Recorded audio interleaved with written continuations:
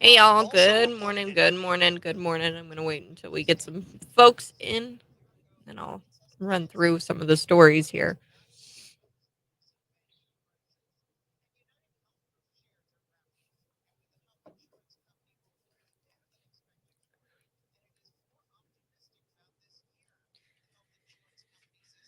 I'm gonna throw some things in the comments.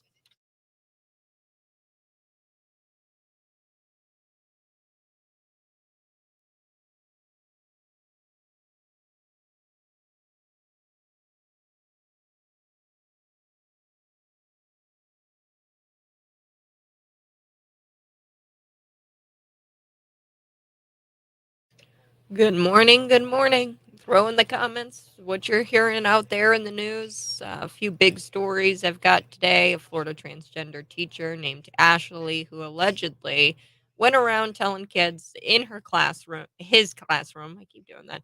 I don't know his real name. Said, "I'm going to shoot you. We're going to shoot the kids." That's what he says in this classroom, and the parents, of course, they're complaining about it, but the guy remains in the classroom. It's like this: if you're trans, you get away with everything. It doesn't make a whole lot of sense to me. There's actually this really funny, I'm gonna play it here in a minute. Um, it's a TikTok. Um, well, it's from Family Guy, and being that I'm 23 years old, I love Family Guy. I grew up on that stuff, and I think it's hilarious. Family Guy is actually pretty good about, I mean, more so recently in years past where they are less wokesy. Speaking of wokesy, you won't believe this. I saw this also on TikTok. I know I hate TikTok as much as you, but it's good for show prep because now everybody's a citizen journalist and you can see what's going on. Um, And this is from the Disney Junior, this story coming out about how, Disney is indoctrinating our kids. So watch Disney Junior sometime if you have kids, and throw in the comments here if you've got kids younger than, like, I don't know, 6, 7, something like that, or even grandkids that are younger than 6, 7 who watch, TV, cartoons, Disney Junior, right? I mean, it's like it's designed for children. You will not believe what I'm going to play for you here in just about 10 seconds. It's a TikTok, and I mean they were videoing the the TV itself. Uh Disturbing, and they are straight up indoctrinating kids in real time. Happy Friday, by the way. What do you guys feel about a 4-day work week? Because there's all kinds of studies out there that say that, yeah, 4-day work week is actually better for you. It's healthier.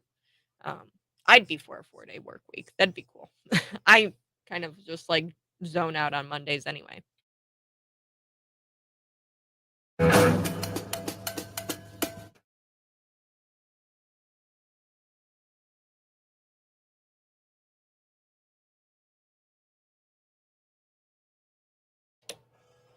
Good morning. Hey, this is the Morning Buzz. Y'all can text in at 309-451-9299. And before I get into today's stories, I do have to let you know, I've got to let you know because this is a really cool thing that we've started doing here at Cities 92.9.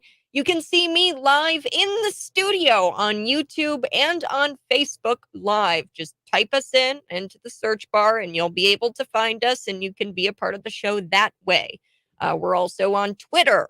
So be sure to like and follow all of our social media. We're in InfoWars. And that couldn't be more apparent from this story. The 21-year-old who leaked all of this allegedly, right? I'm going to be getting into it. But before I get into all of that, the cool the cool thing about being able to be here live in studio with you is that I get to share with you all of my show prep material and I get to share with you what I'm looking at, what I'm playing, what kind of videos that go with the audio. This audio is really funny. Democrats, they are constantly giving a pass to transgender people all of the time. And I actually have a story here about Ashlee. Now, Ashlee is I have no idea what this transgender person's real name is. It's obviously a man, right? You can see that he's a man and he's going by Ashlee and he's on gender affirming hormones or whatever they call it these days. I call it castration, chemical castration. I also call it pumping women full of testosterone with doses that are effectively like Coke, where it makes you crazy and go wild because your body's not designed for that.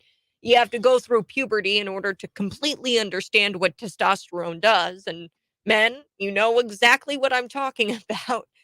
You have to go through years of puberty to understand how to react to your body producing testosterone.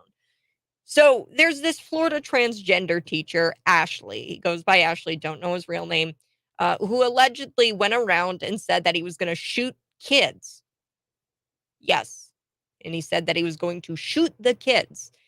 And get this, he gets a pass because he's trans and he remains in the classroom despite parents going to the school board and saying, hey, we don't like that.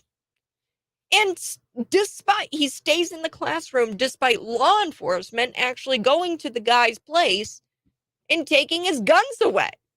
This guy is a danger to himself, a danger to others, and he remains in the classroom with children, sixth graders. So I got that story, but before we get into it, I have to play this. Family Guy, I'm a big Family Guy gal. I grew up on Family Guy. I'm 23. I think this is just something that has always been around. I grew up with it. It's probably about 20 years old itself. This is a Family Guy clip, and just take a listen to it. I think it's so funny.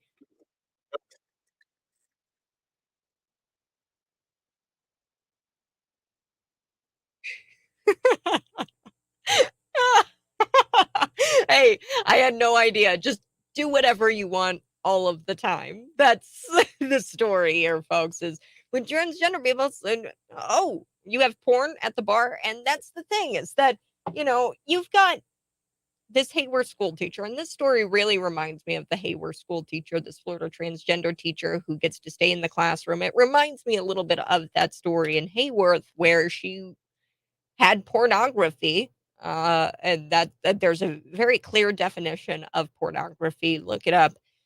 That's what she had. She had a Pornhub movie in her materials, her classroom materials that she was suggesting to 7th and 8th grade students in her classroom that was posted on the school website. So there's so much to this story. The school being complacent in that they allowed her to put her website on the school website that contains the pornography. That's concerning. It's concerning that whatever system that they use in the school to keep kids off of pornography isn't working. I hear at my job, right? I tried to look it up on my own. So I was doing the story and I was trying to do it here at the studio and I kept running into like all of these different blockers, these ad blockers, and I was like, "What is it?" I was like, "This doesn't make sense." I'm clicking on this teacher, her name's Sarah Bonner, and I'm clicking on this teacher's website, this classroom website, and I can't access it. And I was like, I'm just so confused why I'm getting these messages. I've never gotten these at work before. And, I wake up the next morning. I was working on it on a Friday, and then I wake up the next morning and I'm working on it at home on a Saturday. And then I see it. I see the pornography. I see it all. And I'm thinking to myself, wow, this is wild. Um, but yeah, it doesn't matter because she's the leftist. Democrats be like, oh, it doesn't matter. If you've got porn at your desk. If you were to be anybody else and you were to share porn in the workplace anywhere else with your coworkers, you would be fired. So she did come to a separation agreement with that Hayward story. There was a separation agreement made, but she was still continued to teach in the classroom after the exposure of certain books that were pornographic. And after those came out, we exclusively reported on that. We shared out, hey, this is what's being found in a Hayworth classroom right now. And then she was able to continue to teach in that classroom for 2 days. And then finally they said, okay, and they came to some sort of resignation. on Saturday, but she was continued to teach on a Thursday and on a Friday after the story came out that there was pornographic material in her classroom on Wednesday. So between Thursday and Friday, I mean, you, the parents, Hayworth, you all went out there and you said, "Nope, we're pulling my kid out. we're making a statement, and you are not going to teach our kids and indoctrinate our children." So I've got a bit of audio here, and this is incredible. Do you have grandkids? Do you have kids who are about 5 to 6 years old, somewhere around there? Because that is the primary demographic for Disney Junior. So it's a TV channel. And I grew up on Disney Junior. Mickey Mouse Clubhouse. Come inside, it's fun inside. Right. I mean, I loved Disney Junior as a kid. It has gotten so bad. You've got to listen to this clip. Now I found this, right. It's a video that some parent took of the Disney Junior playing in the living room. Their 2-year-old was watching Disney Junior. I mean, it's for children. This is very, very uh, kid-based content, and this is what they heard on the Disney Junior. Here we go. And to see your 2-year-old being indoctrinated by Disney's agenda. Those aren't eggs. They're rocks. Oh, so that's why they want to be around other dinosaur nests. These dino daddies want eggs of their own. They want a family. Aw, they'd be great dads. There must be something we can do to help them. There is. There are lots of eggs that need loving parents to raise them. And we have a T-Rex egg back in the hatchery that needs a home. We can give the egg to them. This'll be easy peasy dino squeeze. So for those of you listening on the radio, right, and you can see me live in the studio, it's a video, right? And I guess there's this group of kids. They come across these 2 dinosaurs, and these dinosaurs are dads. They're 2 male dinosaurs, and they're rocks, and they're like sad and they're depressed. These 2 dad dinosaurs. They're looking at the rocks, and the kids, right? They stumble upon these 2 dad dinosaurs, and they say, "What's wrong with them? What's going on?" And the girl points out, she goes, "Well, those are dad dinos. Those are dads, and they can't have eggs. So those they're sad over these rocks that look like eggs, and they wish that they were eggs."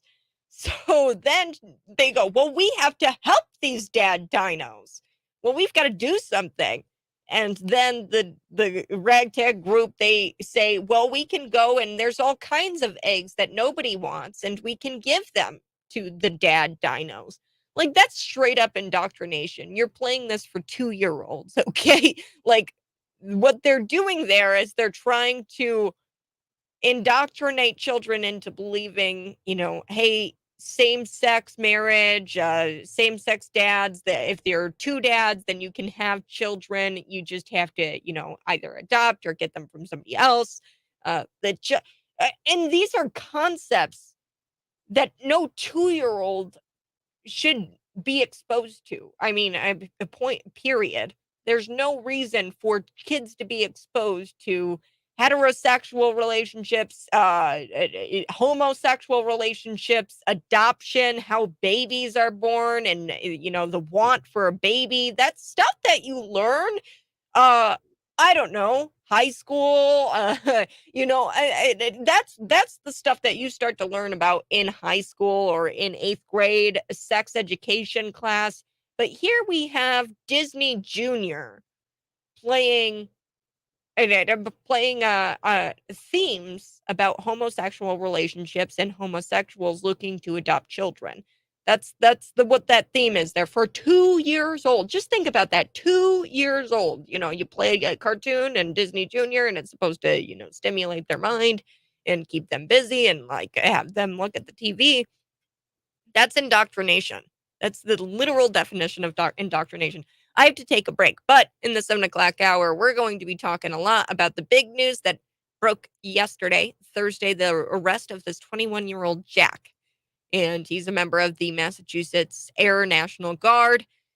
who allegedly leaked more than 100 pages of these classified documents. Now, look, folks, look, this was a 21-year-old gamer who was a Massachusetts Air National Guardsman. How did he have access to this information? How did he? We're gonna hit this. I think it's funny that people don't think that a 21-year-old air guardsman, Air National Guardsman, could have had access to these documents.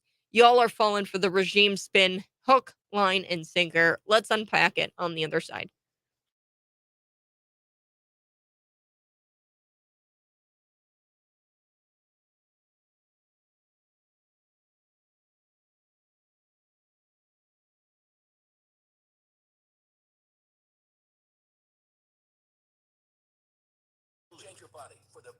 Good morning, good morning, good morning. We're live in studio. Woohoo! I'm excited.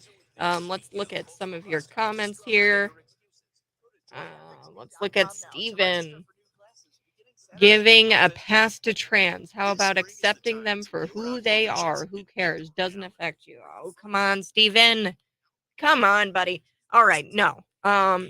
Accepting them for who they are. That's exactly what I'm doing. There is an objective truth, and when you don't tell somebody the truth, that's not accepted. You're lying to them. If you want to truly accept them for who they are, there is a reality and there is a purpose that they are here for on earth. And when you affirm, so Stephen, my question would be to you: who they are? Who are they? Who are they? And who are they to know who they are? Right? Oh, what gives them that ability to understand who they are? And let's define, how what is a woman? What is a male? They're not social constructs. They're rooted in reality. There's a biological component to male gender. And the same reason why, Stephen, if somebody were to come up to you, and I'm just going to ask you this, Stephen, and throw it in the comments. If somebody were to come up to you and say, I'm a dog, please pet me. Also, please scratch me behind the ear and tell me I'm a good boy, right? Would you do that just because you want to be accepting? No, because they're not a dog, and that's affirming stupidity. We're not buying tickets to the circus. No, no, no. And I'm not participating in that. I love you enough to tell you the truth. And if you won't accept who you are biologically, then that's something that you have to take up with a mental health physician or somebody who can help you through that. It's gender dysphoria. We need to have more conversations about it. Thanks, Stephen, for commenting. Be sure to throw in your comments. Coming up here, we are going to be talking about also Bud Light. Bud Light, this story where they're 5 billion, I think it's almost 6 billion now in market value they've lost by Wednesday. So they're like, I mean, after this announcement of this beer partnership with this TikToker Dylan Mulvaney, they just plummeting. Now their stock is a teensy bit higher than where it was, but they're still hurting and they're bleeding. And what's really funny is that we've got the receipts now on Alyssa. Alyssa is the person who was behind this decision, with having Dylan Mulvaney be this TikToker influencer for Bud Light. And she said that, the Bud Light beer, it's fratty and it's got a nasty, like, feel to it, and it lacks humor, or like it was grotesque humor and whatever. She thought she was above everybody else. Turns out Alyssa, the person behind this decision for Anheuser-Busch to make Dylan Mulvaney the guy who said that women's vaginas are Barbie pockets and is totally offensive to women, she's behind that decision, and turns out she's a little fratty herself. I've got the pictures here and you guys can see them. um She's like licking a toilet seat, and she was part of this club in college, and she's got them on her personal Facebook page where she's got the pictures readily available to where we can see how her fratty behavior. If you don't like fratty behavior, then why do you participate in it? And in Ashley, if that's the reason why you didn't want Bud Light. So I've got the receipts on that, and then of course we're going to be talking about the 21-year-old. I mean, he's a gamer and he pretty much prevented World War III, and so of course the government and their media puppets, they're going to be trying to paint this kid Jack as some sort of nefarious Russian double agent. It's the same playbook, just a different day. And I think that the globalist American empire is very embarrassed that they got duped by a kid, and this kid exposed all of their lies about Ukraine and exactly what's going on in the war there, with the war effort there, how bad it is. And look, Jack, his um his crime is being white, male, Christian, and anti-war, and that makes him the enemy of the Biden regime. And he told the truth about troops being on the ground in Ukraine and a lot more. A lot more. He told the truth a lot about a lot. Not to mention, some disturbing things he said. The leaker of these U.S. classified documents, he claims that the government knew about a white supremacist Buffalo shooter in advance, but let it happen. To get more funding. So I've got that story as well. So there's a lot of truth, I think, that is being leaked out in these documents, and they're going to try to distract you and make it about the leak. The media. They're going to try to make it about the leak that he did something really, really bad. And I'm not saying he didn't do anything bad, but they're going to try to shift the news story into thinking and making you think that that's what the story's about. The story's about what's in those documents.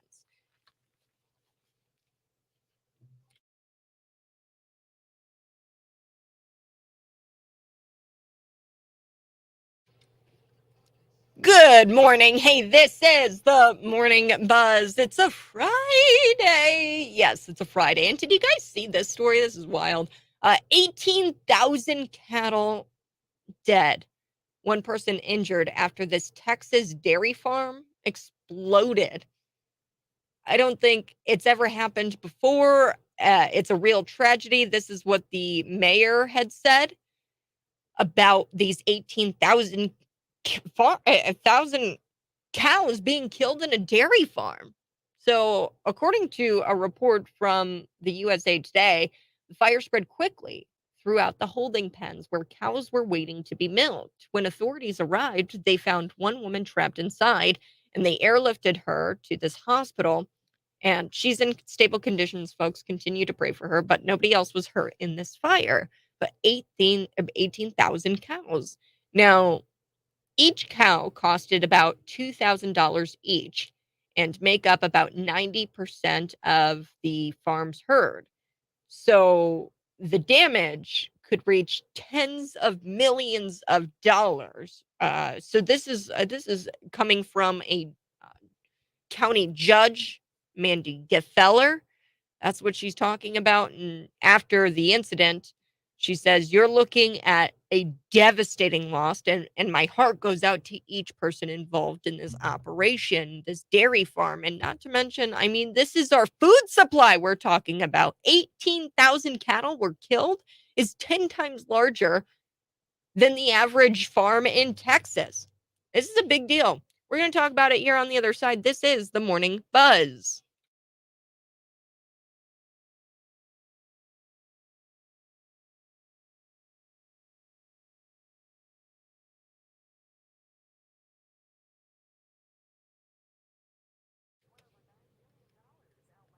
Good morning. Good morning. I keep trying to.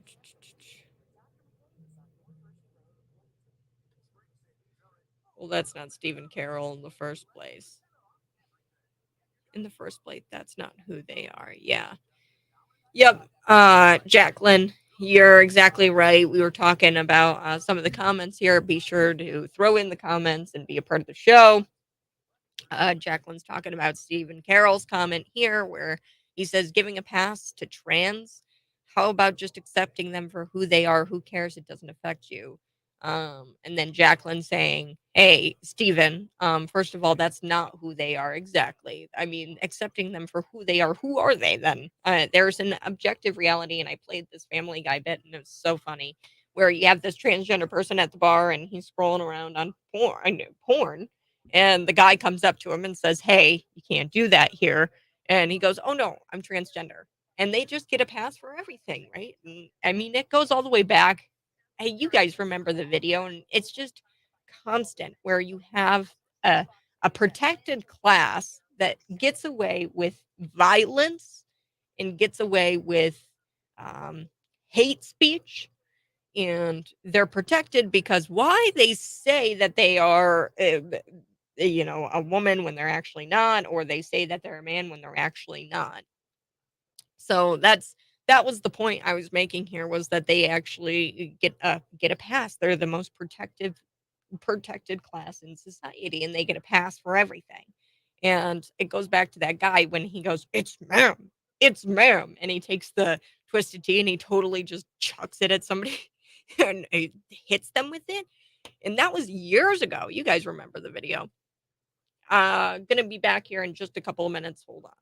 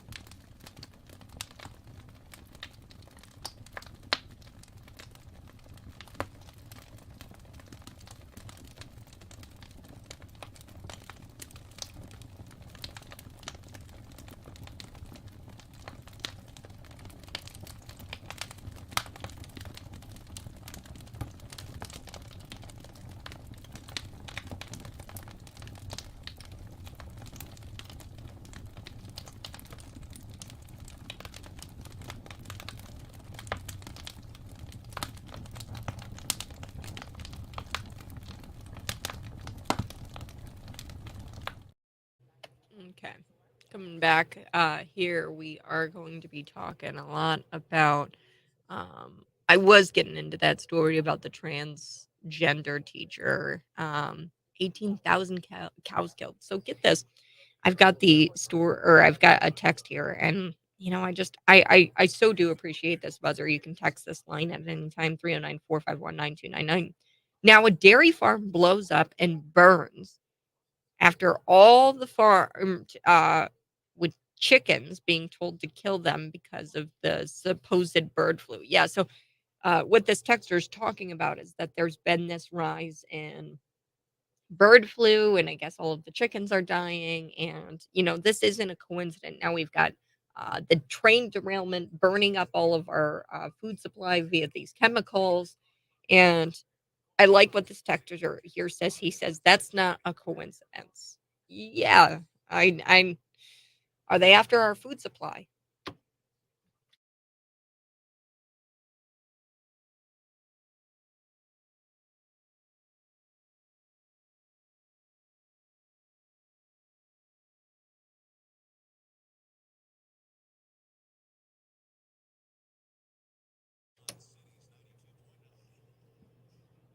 Good morning. Hey, this is the Morning Buzz. Y'all can text in at 309-451-9299. Always be a part of the show. You can see me live in studio on Facebook Live and on YouTube Live. We do that every morning for you, and you can like and share and subscribe. It really helps us out and it helps out our advertisers. So be sure to support us because we are actually locally owned, unlike the NPR, WGLT, PBS affiliates. And this just in. Turns out, PBS, they're going to be joining NPR in rage quitting Twitter because Elon Musk, I don't know, accurately flagged PBS, NPR as state affiliated media. If you're getting money from the government in any way, I mean, I don't care if it's $1, $2, $3, if you're getting money from the government to operate, then you're state affiliated, you're government affiliated. So you're publicly funded via taxpayer dollars. So stop with the nonsense. Stop with the, well, largely it's donations. Shut up. And I don't care if you're off Twitter. Good riddance. We didn't like you on there anyway. Uh, 18,000 cows killed in this explosion. This is huge stuff, folks. Dairy farmers, they're struggling with supply chain issues already. Then we've got these 18,000 cows being killed in this explosion. I've got a buzzer on the buzz line saying that this is a rise. There's a rise in explosions of dairy farms. I've been in.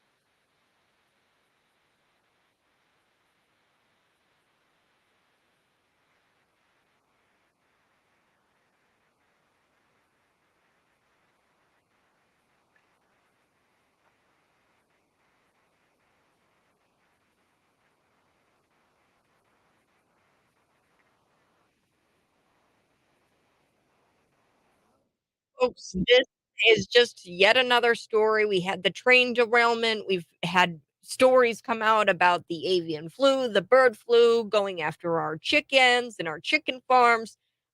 This is frightening stuff because this is our food supply. You take away the food, then all chaos breaks out. I mean, chaos will break out. This is a huge story and it's not getting enough attention. And all of our attention is currently on the leaker, and that's what I'm gonna be playing here now. This big story coming out about this 21-year-old being arrested. His name's Jack. He's a member of the Massachusetts Air National Guard, and he allegedly leaked 100 pages of classified documents that exposes sensitive information about the Pentagon regarding Ukraine, Russia, China, Israel, all of these documents. Really what it does, it talks about how we're really screwing up in Ukraine and how Ukraine, how the media is like, "Oh, Ukraine is advancing and they're beating Russia." No, that's not happening, and that's according to these documents. The 21-year-old gamer, really, he was just a guy. He was just, like, gaming on Discord, and he's, leaked this out, and he might have just prevented World War III. And, of course, you've got the media, you've got the government, and these puppets who are trying to paint him as some sort of nefarious Russian double agent. "Oh, well, he's a Russian double agent." No, no, no, no, he's just a kid and y'all got embarrassed by a kid. So own it, global American and empire. Go ahead, own that. He's 21 years old, and I think it's funny that there's people out there who think that this 21-year-old could have access to these documents. They don't think that he could have, but he did, and I think that's so funny because you're expecting, and this is my goal for 2023 is, hey, don't don't don't have these high expectations of these people because you're going to get burned every single time. They're incompetent. They're incompetent and they don't know what they're doing. And I do believe that this 21-year-old had access. I'm sure that he was briefed. And there's briefings that the intelligence community get every single day. And what we have here is the entire military industrial complex totally losing it because they were exposed for all of their Ukraine lies by a 21-year-old kid. And look at the Dobbs leak. We didn't find that leaker, and it's been a year. The reason why we found this guy is because they don't want the truth getting out there. The entire media wants you to focus on the kid and the action of the leaking and how could he have done this? This is so bad. But what did he do? What actually did this leaker do? He told the truth. And nobody's going to talk about the contents of the leak. They're just going to talk about the leak. The biggest crime was telling the truth. That's the biggest crime that he committed, was telling the truth about Ukraine and about the war and about how nobody else in the government is willing to tell the truth about what's going on in Ukraine. And I'm not saying he did it the right way, folks. I'm not saying that he should have. But I'm not going to be hypnotized by the news of the day today. And I know what this guy did. He brought forward the truth. So what's in the leak? You're probably wondering, what's in these documents? Well, the air defenses in Ukraine are shot. Ammunition was backlogged. Casualty rates. We've got 70,000 dead in Ukraine in comparison to Russian soldiers at 16,000. The spring offensive, that they're touting on the media. If you tune in to CNN or Fox, or even Fox, right? They'll say, "Oh, they're planning a spring offensive." It's a joke. They know it's a joke, and it's constantly pushed by the media. And then we also see now that Zelensky and the people around him are, in fact, open to, if we send long-range missiles, launching it right into Russia. And that proves that the U.S. government is spying on Zelensky to get that information. That there's reason. And remember this, there's a reason why they are putting on a show for you right now. There's a reason why they did this daytime perp walk of this 21-year-old. And the media is talking about it day in, day out. These articles that were written about the Pentagon leak from the New York Times, from the Washington Post, they're all completely leaked by the national security community to them. So they were leaked from the New York Times, Washington Post. You really expect me to believe that the Washington Post, I've met a Washington Post reporter, they're not that smart.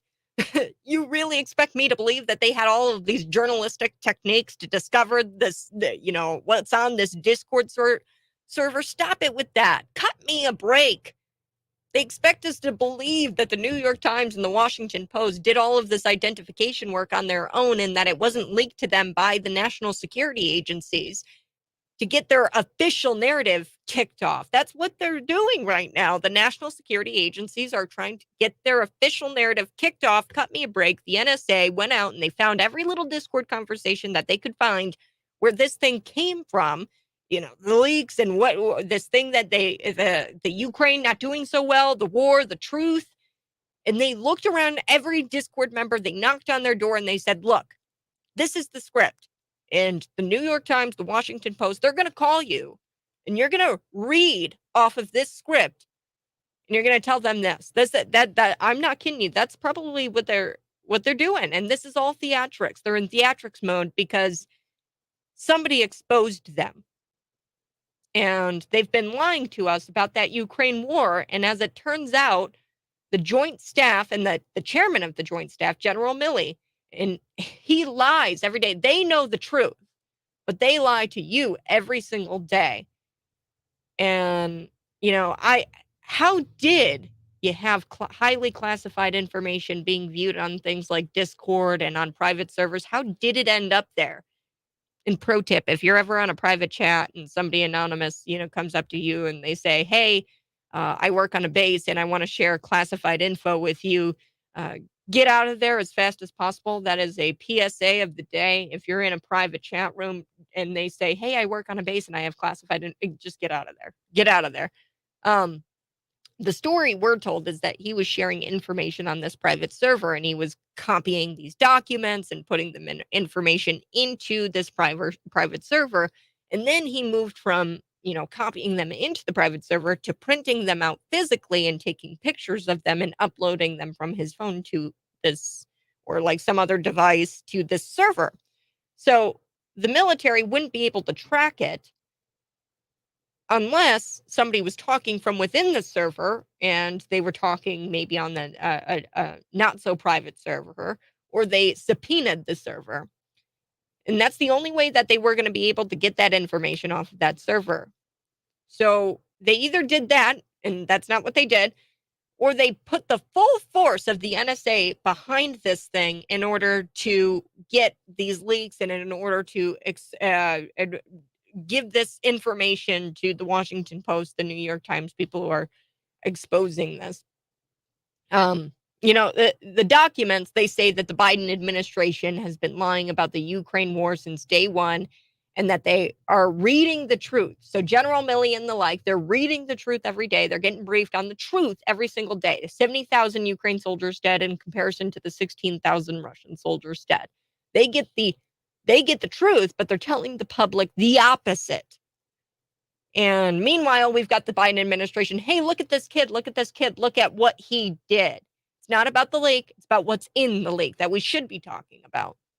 The media is losing it, and all of their Ukraine lies have been exposed by a 21-year-old on Discord. Look how fast the federal government took down a guy who exposed the lies on Ukraine on the Ukraine war. But it's been a year since the Dobbs leak. In the middle of an election year, right? That was in the middle of an election year when that Dobbs leak happened, and the government hasn't done a dang thing about it. Are you paying attention yet? Notice how the media is more concerned with going after the kid who exposed Joe Biden lies and about the Ukraine war than the lies themselves, and there's a reason for that. There's a reason. I do want to shift gears here. Transgender Florida teacher who goes by the name Ashlee. I don't know his real name. It's a man who's posing as a woman. And it's a middle school in Florida. And there's parents who are demanding answers from the district after this teacher made some concerning comments. Now, I'm putting that lightly here, folks. What this teacher did was get out there and say he wants to shoot the kids. Although the district investigated the comments and found them concerning, the teacher was not fired and he was put back into the classroom. He's made comments before about harming children and about harming himself. The district stated that the comments were made out of frustration. Oh, he was just frustrated. No, let's give him a pass. Stop. We're going to give the trans guy a pass, okay? Because he's trans. The most protected class in society, I'm telling you. Transgenocide my butt. There's no such thing, okay? They are the most protected class in all of society. So the school states this. They send this statement out and they say, staff and law enforcement determined that the comment was not an imminent threat to the campus, but was instead an expression of frustration at student behavior. What?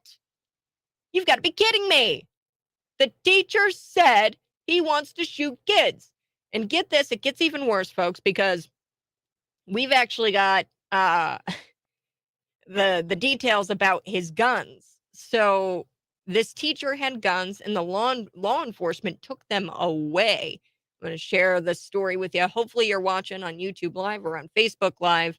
And I want to show you this teacher. He had guns. And the reason why these guns were kind of taken away was because the school resource officer got involved with a situation at around 3:00. They were visiting the classroom and they walked into the assistant principal and the guidance counselor. They reported the teacher had made some statements about harming himself and possibly shooting students. So they were visiting the classroom, and approximately about 3 p.m. after school hours, Ashlee was in her classroom. And the assistant principal, her name is Carrie Thornton, she asks how the teacher was doing. And then Ashlee responded, not good. I'm having bad thoughts. So they know what's going on here. And the resource officer is probably affiliated with that police department in that county. Most of them are affiliated with the police department themselves. But they went in and they took his guns away. Eventually the cops took his guns away. And get this, the story, it keeps thickening. The plot thickens. It turns out this teacher is on hormone therapy and is considering a transition this summer. And folks, I'm just going to say this. When you affirm nonsense and when you affirm lies, this is what happens. People who have lies affirmed their entire life and that lie never actually meets up with reality and their real life experiences, they're going to be going through some sort of mental turmoil, right? And people with gender dysphoria, they deserve the truth as much as everybody, and we constantly lie to them. And of course, they're going to break down because if your life is full of lies, and then you're met with hard realities and hard truths, and those lies don't match up with reality, you're going to break down. And that's what we're seeing here. He's a biological male. He probably experiences things, hard truths every day about him having that biology. And when people try to lie to him, it makes him feel bad internally, subconsciously. And he's taking all of these hormone medications and he's planning on having this surgery. It's just a mess. 309-451-9299. Coming up on the other side, we will be talking about Bud Light. I think they're so far. I mean, it's a it's a running number, folks. 5 billion yesterday. I think it's up to 6 billion today. After the news broke that the beer was partnering with this guy, Dylan Mulvaney, the TikToker, who says women's vaginas are Barbie pockets. Turns out we've actually got info on the woman who made the decision to make Dylan Mulvaney some sort of spokesperson. And I've got some details on her. I've got details on you, Alyssa. I've got the pictures. That's next.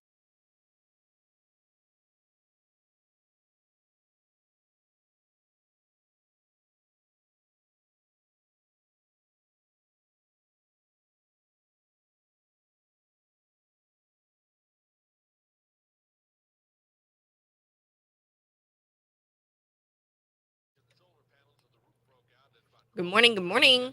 How are we? Okay, we've got a few comments. Good morning, Kat. Great show. Like always, I am one of many that left the great bankrupt state of Illinois, formerly from Mackinac, now from Foley, Alabama. Thank you so much for being a great source for the news. Yes. Not 18,000. They are not for beef milk only. 180,000 cows, not. Yeah, I probably messed that up.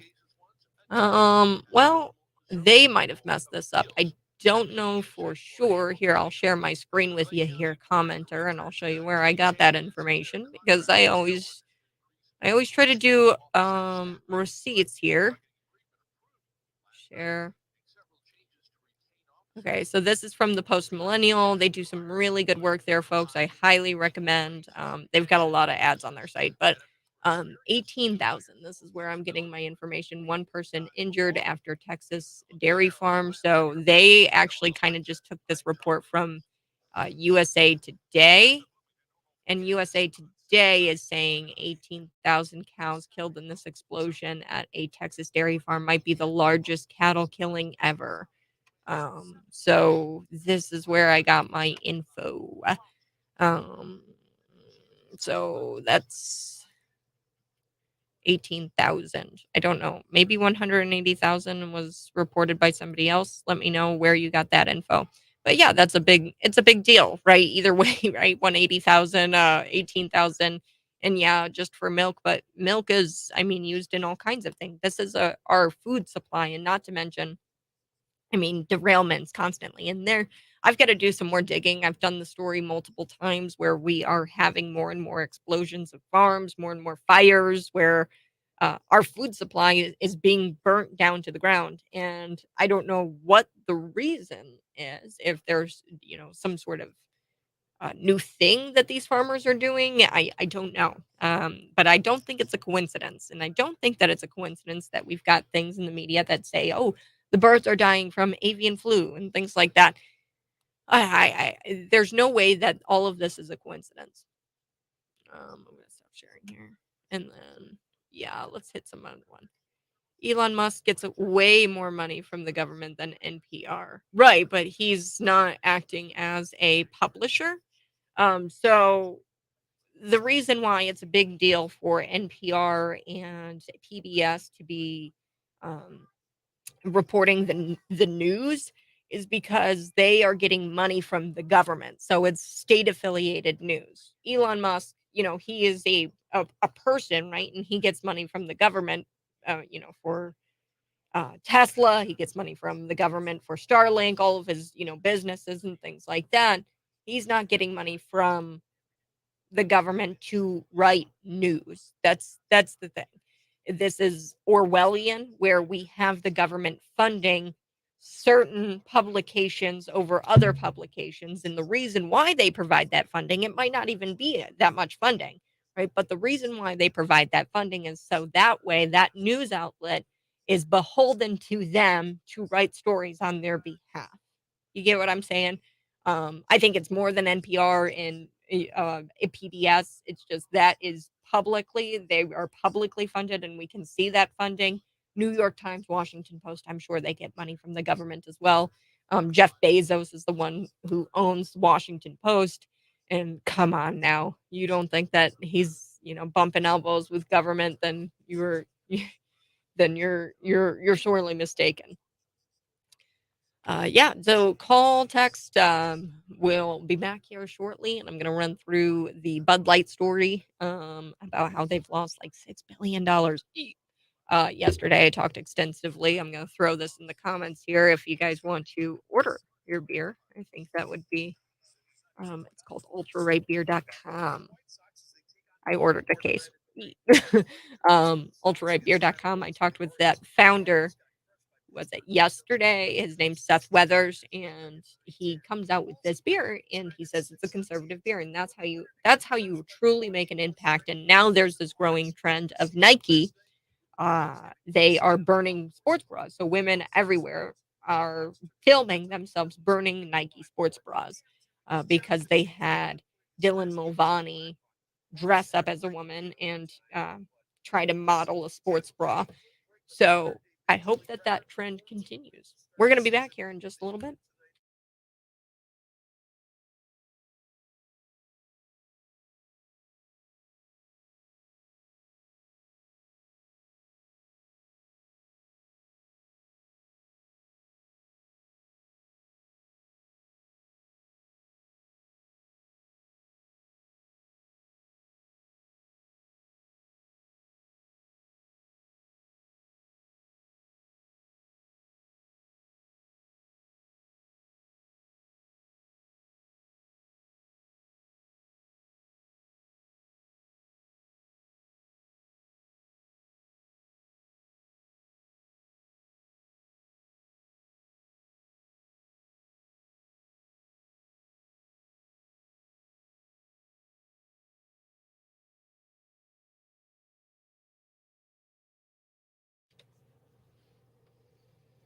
Good morning. Hey, this is the Morning Buzz. Thanks so much for being here. I so do appreciate your listenership. It means a lot. And it's Friday. It's a Friday. So why don't you guys go on out to the Long Branch again and grab yourself a drink or something, because they're one of our advertisers, and we so do appreciate our advertisers. Along with, we've got McLean County Asphalt. We've got Driscoll Motors. We've got so many other I go out, visit our advertisers, and thank them for advertising on Cities 92.9. Now, this story. Here we go. Bud Light, they've lost so much money. It's not even funny how much money they are losing. Now we've got details about Dylan Mulvaney's, the person behind the Mulvaney decision, Alyssa. So Alyssa was the president of a club in college back in 2006, and this club, quote, was created as a safe haven for women. It appears that this safe haven is actually more about women getting rip-roaring drunk, and they joke around with all these sex toys, and they just generally act fretty. And the reason why I bring this up, and there's videos of them and like pictures of them blowing up condoms and chugging bottles of beer and putting alcohol into condoms, drinking alcohol out of condoms. Like that's fratty stuff, right? The reason why I bring this up, Alyssa, she's got all of these pictures on her own social media, and this is the first female marketing executive for this beer brand, Anheuser-Busch. And they've lost over, I think it's $5 billion or $6 billion in market value. after this news broke out that they've partnered with this transgender TikTok personality, Dylan Mulvaney. You know the story. But she says this, and the reason why she made this decision to put Dylan Mulvaney in some sort of spokesmanship thing for Bud Light is because, quote, Bud Light had been kind of a brand of fratty, kind of out of touch humor, and it's really important that we had another approach. So she wanted to approach the brand differently. But it's just so funny because the same person who says, Bud Light, it was just kind of fratty and like it was like, out of touch humor. And I just wanted to change that because I'm woke and I'm awesome. Well, it turns out, Alyssa, that you are way frattier than any man could ever be, because here is a picture of you licking a toilet. And if you want to see the picture, I'm live in studio and you can see me in studio, and I'm going to share it with you, the picture of her literally licking a toilet. So when they say things like, the brand's just too fratty, you're too fratty, Alyssa. You're too fratty. This is on her own Facebook page. And that's one thing too. Like, you're going to be a marketing executive for one of the probably biggest beer companies in America, and you didn't even bother to take down this photo of yourself. Come on. Come on. It's rookie. Like, it's such a rookie mistake. I don't know. But there's also this new trend. This is gaining some momentum. It's called the Burn Bra Challenge. And it's where people are calling on others to boycott Nike over Dylan Mulvaney's ads. Good. We should make Nike the next target. This is disgusting. This Bud Light campaign went out of its way to insult the beer zone customers, and it was an in-your-face attempt to earn ESG points off people who simply just want to buy cheap beer. I never have I ever thought I hate this Dylan Mulvaney person and I wish bad things upon him. Now, I don't like him and I hate him, right? But I never would wish bad things upon a person, anything like that. I think he's sexist. I think he's rude. I think that he thinks that for some odd reason, if he prances around in a dress, he's a woman, and that's just not true. It'll never be reality. You are not a woman just because you put on a dress. That being said, I have zero interest in him being on the face of my beer can. Zero interest. 309-451-9299. One day, maybe these companies will get it. Once you go woke, you are broke. $6 billion in market value loss. That's insane. On the other side, Scott Robbins joins me for the Morning Buzz.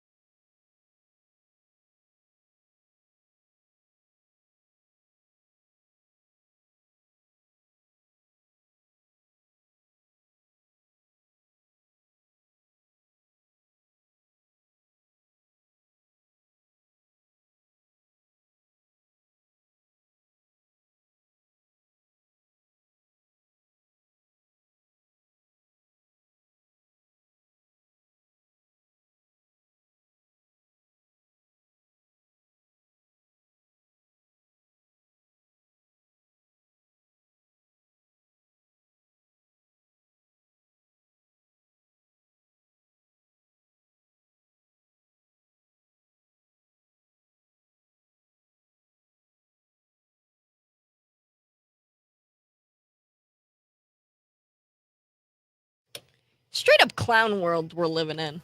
Oh, buddy.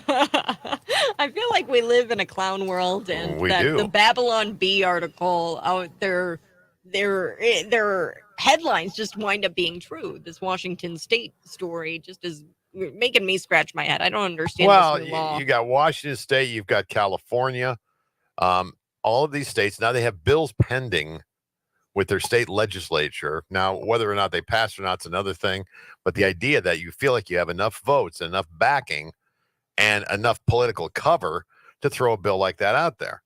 And right now they're doing it in Washington. They're doing state of Washington, California, and the list goes on and on. And what this says is, hey, if you are a kid who wants to transition gender affirming care, then you can come to our state. We won't tell your parents. As a matter of fact, we'll put you up.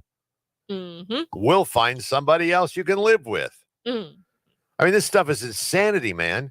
So your kid disappears at 14, 15 years old, ends up in Washington, the state of Washington or California or one of these other welcoming states, gets the gender mutilation surgery done, right? And they don't have to tell you. They don't even tell you where your kid is. I mean, this is unbelievable. How is this legal? How is this even happening? But it is. Now, again, whether it holds up or not is another thing. But that Scott Wiener guy in California, that dope. Have you seen this guy? Our transgender state of refuge bill, that's what it's called, SB 107, ensuring families with trans kids can seek refuge in California if other states criminalize them for allowing their kids to get health care. Just passed its final assembly committee and heads to the assembly floor. Thank you, colleagues. Now, Washington Democrats just passed another extremist bill. This according to Jason Rance this morning in Seattle radio there. If a minor runs away from home, they can receive gender-affirming care, including surgeries, without parental consent and without the state being compelled to tell the parents where they are. This stuff, folks, and listen, I don't know where you come down on this issue, but when you talk about kids being able to go into a state, have this surgery the parents don't know about, and they're not required to tell the parents where their child is. This is unbelievable. I mean, I read this stuff and I say to myself, yeah, but that could never happen. I mean, if we were to go back 5 years and say, yeah, but that's not going to happen, right? Back to your original Babylon Bee argument, this stuff is happening, and it's happening right now. And we've got such a whack job governor in this state, so far to the left, the epitome of a limousine liberal, this guy, the elitist jackwagon that he is, that I absolutely think he would try something like this if he hasn't already. Yeah. I mean, but he's very proud of the fact that you can come into this state and have abortions on demand. Now, the question you and I were kicking around earlier today, who's paying? Everybody's exactly who is paying for this? If you have a child, obviously is an earner. I mean, with insurance and I don't even know what insurance company. I don't know if you can even submit this stuff for insurance. Yeah. I'm not even sure. I mean, I'm pretty sure you can't at this point in time. Now, I don't know if Blue Cross Blue Shield pays for gender affirming care. That would be a good question for them, or any of the big companies like State Farm, for instance. As woke as they are, I don't think, as far as I know, I don't think corporate's signing off on gender affirming care for your child if you have a family health insurance policy with the company. I'm pretty sure they don't, but I'm not 100% sure they don't either. But it would be worth investigating and talking about, because the money's got to come from somewhere. And if you and me and everybody else who's working, our tax dollars are going for this stuff and are going for the fact that we can take kids, have the gender affirming care done, or the mutilation of genitals, as I like to call it, is more accurate, then they can stay in that state. And I, as a parent, don't have any idea where my kid went, and they don't have nothing in the law that provides that gives them cover for hiding it. They can do whatever they want. This is really. I don't know if Medicaid is paying for these gender affirming cares. I have no idea. You talk about Medicaid and you talk about Medicare and you talk about all these things that they look, that the Democrats are always trying to spook people into thinking is going to get cut. I mean, you start talking about cuts. I mean, my God, man, if I'm paying for and you're paying this, I don't even listen. I'm really rattled here, but this gender affirming, seriously, but this gender affirming care cannot be cheap. I don't know what it costs, but it ain't cheap.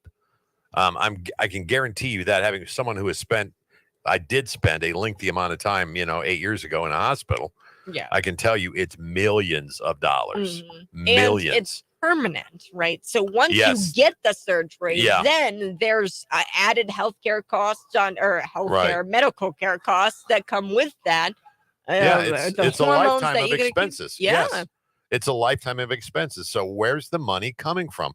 If these hospitals that are doing this, if they are in fact doing it because it's a cash cow, where's the cash coming from?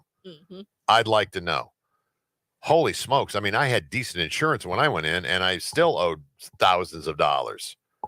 Anybody who's ever been through anything at all, even overnight at a hospital, good Lord, man. I don't know how it's paid for. Yeah, I mean, a box of tissues is like $10 at the hospital. Yeah, exactly. I'm like, I mean, and like I said, you go to a hospital, it's the only place in the world where you spend a bunch of money. You have no idea how much anything is. Oh, I got tonsillectomy. How much is that? Well, it depends on blah, blah, blah.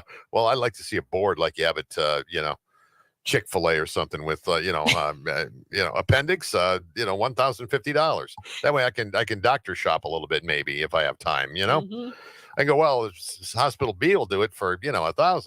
See, and like sometimes I wonder, like Dylan Mulvaney probably going in for this surgery, and he's talking about it on his TikTok, and he talks about how he's going to go in and get breasts, right? Is that the next thing? Yeah, well, and it's crazy because the way he was explaining, and I know, it's almost like so gross that you can't turn away and like not watch. I know. So you're right. Listening. So you take pills and then you start to build tissue as a man. And then once you have enough tissue, then they'll operate on you and give you the breasts. So my question is, can you just go in for one? Like, what if you just have money for one? Could you go in for one and then come back and have the other one done later? Board, actually, can I go for the deluxe? or if you get both, is that a discount? Yes. I don't know. And again, I don't know what the answer to any of this stuff is. Nobody talks about the cost of this. Yeah. I've never heard of one politician mention it, not one. Say, well, it costs each taxpayer X number of dollars. That may change your opinion on whether or not you think it's okay. But this idea that, you're affirming the identity, and as a parent, that's what you should do. And, and I mentioned this, and maybe jokingly, I don't know if I've said it to you before, but, when I was probably 8 or 9 years old, I wanted to drive my dad's car. I wanted to. I said, hey, I can drive it. And he was like, no, you can't. You can't drive. You're not going to drive. Now imagine if he would just went, well, I need to affirm his, I need to affirm his fragile psyche, and I'll let him drive. You don't do that. Well, and this is what I don't understand. You tell your kids no. You tell them no, and you say no. And when you're 18 years old, you can do whatever you want. I don't care. Yeah. At that age, I really don't care. If you want to have this done, and if your insurance is going to cover it, or you got the dough to do it, fine by me. I don't know. It's crazy. I want to move real quick because I know we don't run out of time here. But this Dianne Feinstein thing, are you following this story at all? Yeah. Okay. So the liberal Democrats are having a little bit of a hissy fit right now because the 89-year-old, barely there mentally, Dianne, who they keep reelecting anyway, Dianne Feinstein and again, I don't even blame the old woman for this. She's not sharp anymore. Much like our president, although he's much younger, doesn't matter. She is suffering from, I don't know if it's dementia, I don't know what it is, but she's got shingles right now. That's a hell of a deal. I mean, I've never had them, but I've talked to people who have. That's nasty. It's painful. It hurts, and particularly with the elderly, and it seems to attack the elderly. But she's got shingles right now, and she's been out of work for, I don't know, several weeks now. And there's all these rumblings, and some people are very vocal about it, coming out in the Democrat Party saying, well, we got to replace her. I mean, this is a non-starter. Now, the reason for that is because she's on several committees and they need her vote. So it's not really about her. It's about the power. And all of a sudden, she's too feeble and too senile to handle her position. And I'm thinking, John Fetterman hasn't been to work in 2 months. Yeah. He's barely been to work at all. And again, I'm not blaming John Fetterman. I blame the people around him who pushed him into this situation. But the guy's not fit to be a senator. He's not fit. He needed time to heal from his stroke. That's a natural thing. But they pushed him out there anyway. And he won, and he hasn't been to work. He's been to work, like 3 weeks of the entire term when he was sworn in? I mean, he's literally been gone 2 months. And nobody says anything about replacing him. We got a president who doesn't know where he is 90% of the time. Why can't y'all just get some competent people or healthy people? I mean, just people who can breathe. Well, and can and have the skill set in their mind yet. And again, there are 80-year-olds who have no problem with that sort of thing. I mean, I know a couple of them. They're sharp as tacks, and they'd run the country a whole lot better than our feeble, dementia-riddled president.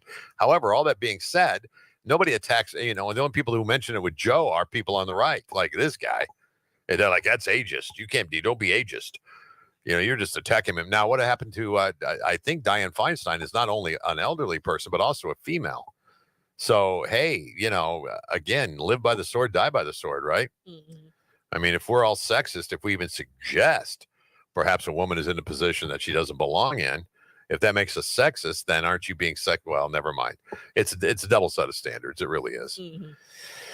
So anyway, Just poor get Dianne some competent Feinstein. people in there.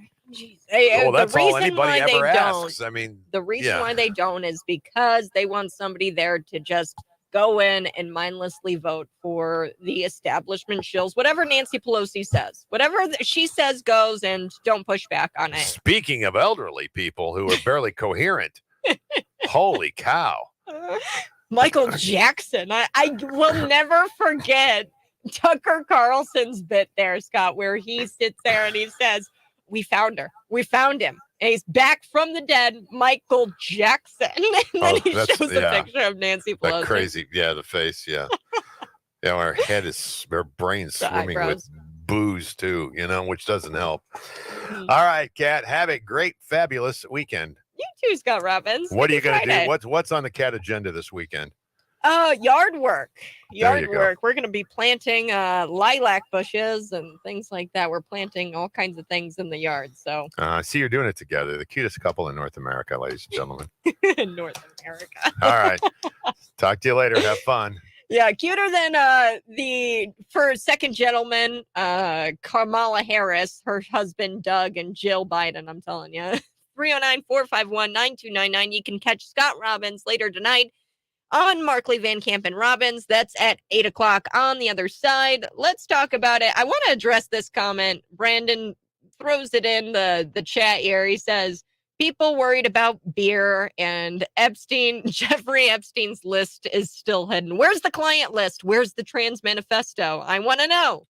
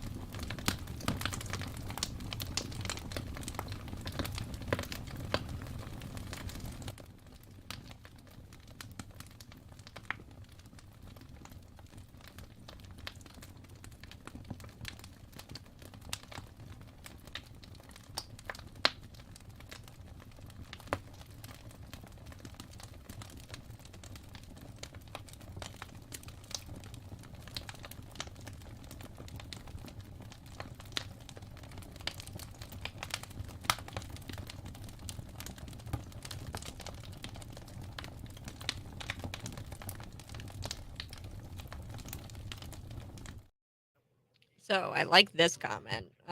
People worried about beer and Epstein's client list is still hidden. Yes, yes, yes, yes. Be sure to text in and be a part of the show. Good morning, Kat. Great show like always. Left the bank rep. Yeah, where are you listening from? I'd love to know. Formerly from Mackinac, now I live in Foley, Alabama. Wish I could go down with you. 180, 1,000 cows, not 18,000. I did get that from the post millennial. Let me share that with you. This is where I got it from. USA Today is reporting 18,000 cows. No, I don't know. It could be more than that. But this is from USA Today. This report, um, where they talk about the Texas dairy farm, maybe the largest cattle killing ever. So there's an explosion, and all of a sudden, all of our food supply is exploding. I got to look up more information about how many um, explosions there have been. All right, we're coming back. Here we go.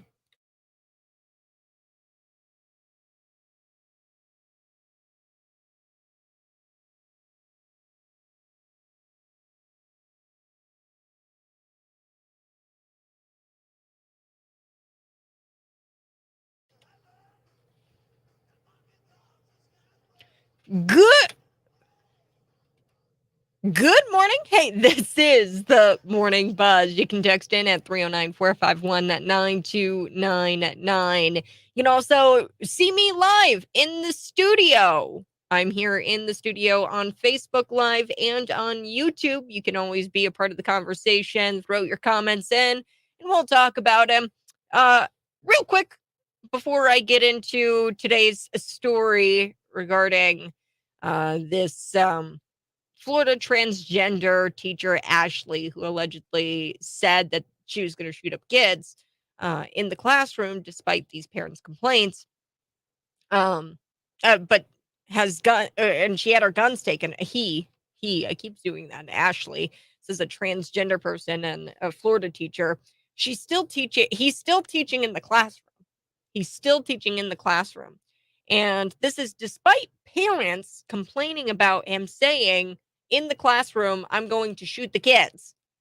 He remains in the classroom, and then law enforcement has taken his guns away after he has expressed many times to people that he wants to kill himself and kill others. Obviously, this person is very disturbed, but yet we're giving him a pass. Why? Because he's trans. So I'm going to get to that story here coming up in just a little bit, but we'll also have Chuck Erickson joining me for Cigars with Chuck Erickson. In the news today, you've been hearing it from Tom Davis, the updates about the McLean County Board and some things that they passed last night at their McLean County Board meeting. So we'll unpack that here on the Morning Buzz.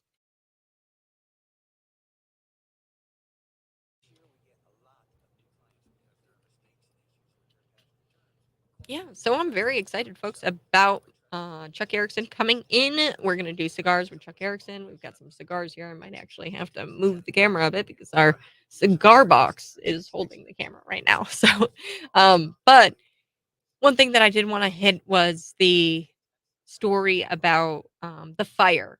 So there was a fire at the Olympia High School. We were one of the first ones to report on it. I had gotten some calls, some emails from uh, parents saying that the school was on fire. They were sending me videos, and I said, "This is awful. Are the kids okay? Can you tell me what the kids are hearing on the ground?"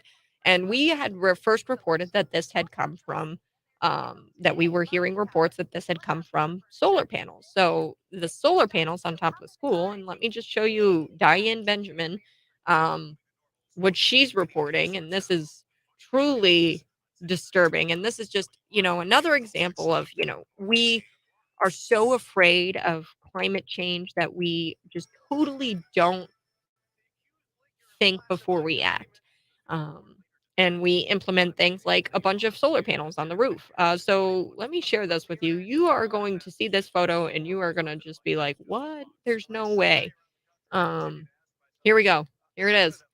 This is the solar panels. I talked with Diane last night, and she did confirm that this was a photograph taken from the Olympia High School roof. And what's amazing is that I've got a headline here from the Slantograph. They talk about the story, and this is their headline. I'm just going to read it for you. It says, fire broke out on the solar panels on top of the Olympia High School. Really, a fire broke out on the solar panels? To me, it looks like the solar panels on top of. No, the solar panels have caught fire. We're going to be visiting with Chuck Erickson here. I'm going to take a quick break, so hold on, guys.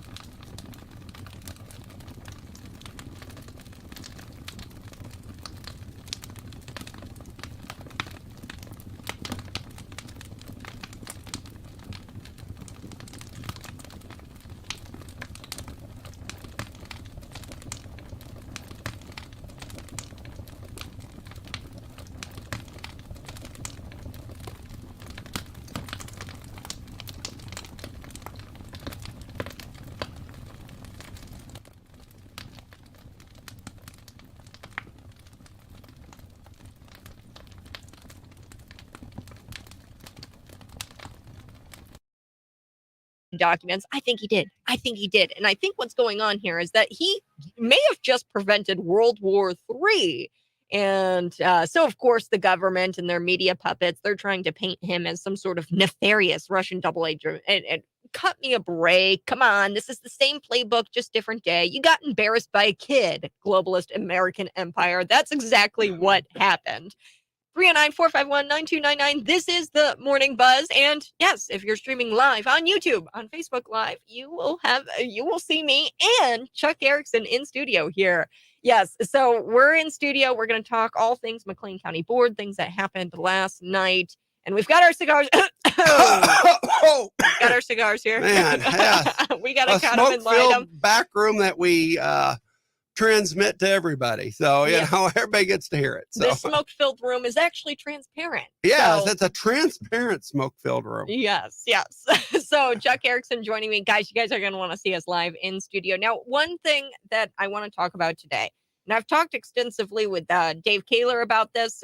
We chatted after he was here at Heartland Community College. Just went up to him and I said, does CIRA, the Central Illinois Regional Airport, does this airport have a need to expand this tax base? So what Dave Kaler has proposed is this bill that would remove the ability to bring it to referendum, where you can just expand the tax base and not ask McLean County residents to increase their taxes. The airport authority would then have more taxing authority. Mm-hmm. So it amends the airport authorities instead act. of taking it to a referendum, it just lets the airport authority impose the tax. Mm-hmm, mm-hmm. So there were a lot of people who showed up last night to talk about this. We had the mayor of Lexington, the mayor of Carlock, and the mayor of Bellflower. Now, I think there's some county board members that don't even know that Bellflower is in McLean County. I mean, because they never get out in the rural areas of McLean County. But the people who feed you. Yeah. I mean, they're to them, they don't matter. I mean, but to us, they matter. But to the left, they don't matter. Why is that? I don't think they will ever see them as their voters. I mean, I just don't think they will. And if they're not their voters, even though they say they represent everybody, that's not very even diverse. though they say they represent everybody, they don't care about you if you don't vote for them. Mm-hmm. But, that's the leftist way. But in any event, yes, the 3 mayors came and the spokesperson for the McLean County Farm Bureau came to the board last night and spoke in opposition to the Senate bill that passed and that was supported by Dave Kaler. Mm. Now, my question is, I mean, did CIRA go to the meeting? Did they? CIRA came to the executive committee meeting, which was on Monday. Okay. Mm-hmm. And at the executive committee meeting, a resolution was introduced by Jim Soldner, who represents a large part of rural McLean County, that the McLean County Board wanted to take the position that we were opposed to this legislation. Mm-hmm. The legislation being that the taxing authority will now be CIRA. It won't be done through referendum. They love referendums when it comes to Unit 5 and other things, but when it comes to other things, they don't want referendums. So, but in any event, there was a motion to put it on the floor for debate. Okay. And I supported that motion to get it on the floor and debate it. But as soon as they got on the floor, there was a motion to table it till June. Okay.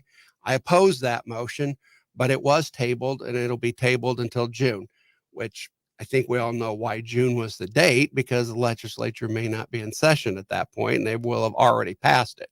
Okay. So it is what it is. Mm-hmm. Thankfully, the Rural Mayors Association is doing their own resolution. They're doing their own stuff. And I'm happy they're doing it. And I know they want to go down to Springfield and talk to potentially Sharon Chung. I know she's fighting the oil companies, but if they can get her off that for just 5 seconds, you might want to explain to her, your district does go out in the rural area, Sharon. Yeah, it sure does. You do represent other people than just the town, the town of Bloomington Normal. Yep. Yeah, well, there's other areas other than the town of than the cities of Bloomington Normal, and that's what the Bloomington Normal Airport is not serving the people in Carlock, the people in Cooksville, the people in these rural areas do they use the airport, and was there surveys done to see if they wanted this, or did they gauge the community at all? And when I talked to Dave Kaler about it, he goes, yeah, well, I talked to Sally Turner, and he was like, I'm trying to get bipartisan support on this. I don't think Sally backed it, though. I think no, she opposed it. They both did. Yeah, so Tom Bennett and Sally Turner both opposed it. Dave, Senator, just because you talk to them doesn't mean that's like trying to reach across the aisle, and that if they said, no, this is stupid, then you have to take that for what it is and realize maybe I don't have the support for this like I think. And what he's trying to do, and he was very honest about it, he's trying to do the same thing he did in Peoria years ago. And how just totally ignorant to do that, to bring whatever you did in Peoria and to just bring it here and just say, yeah, I'm just doing the same thing. Yeah, I mean, the government that's closest to the people would be by referendum. I mean, that's what you do. Now, they were all jumping up and down about the Unit 5 referendum. I mean, we love referendums, okay? I mean, if we don't pass one, we'll just try it again. Now they're opposed to referendums, okay? They want the direct taxing authority. And they saw the effects, right? Yeah, they want the taxing authority to be with CIRA, okay? And then, I mean, it's going to be with the CIRA board that would do it. But, I mean, it's just like, but on Monday, I mean, it didn't get anywhere. It's sitting there to be tabled and discussed again in June at the June Executive Committee meeting. And nothing really happened with it last night. So nothing really happened with it. But what did happen, and I'm glad they showed up, was the 3 mayors showed up, the mayor from Bellflower, the mayor from Lexington, and the mayor from Carlock. They spoke against that legislation.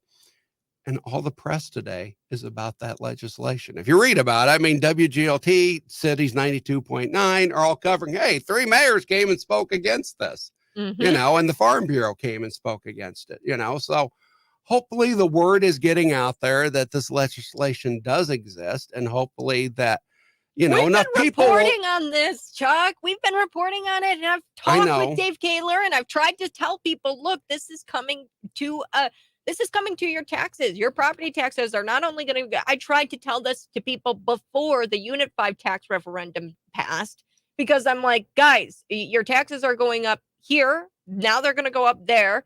And then, from what I hear, Sally Turner, I talked with her about this one bill that Senator Dave Kaler has got right now about trying to get it to where it's not referendum. There's an act or a school code where you have to bring it to referendum if you want to add buildings to the District 87.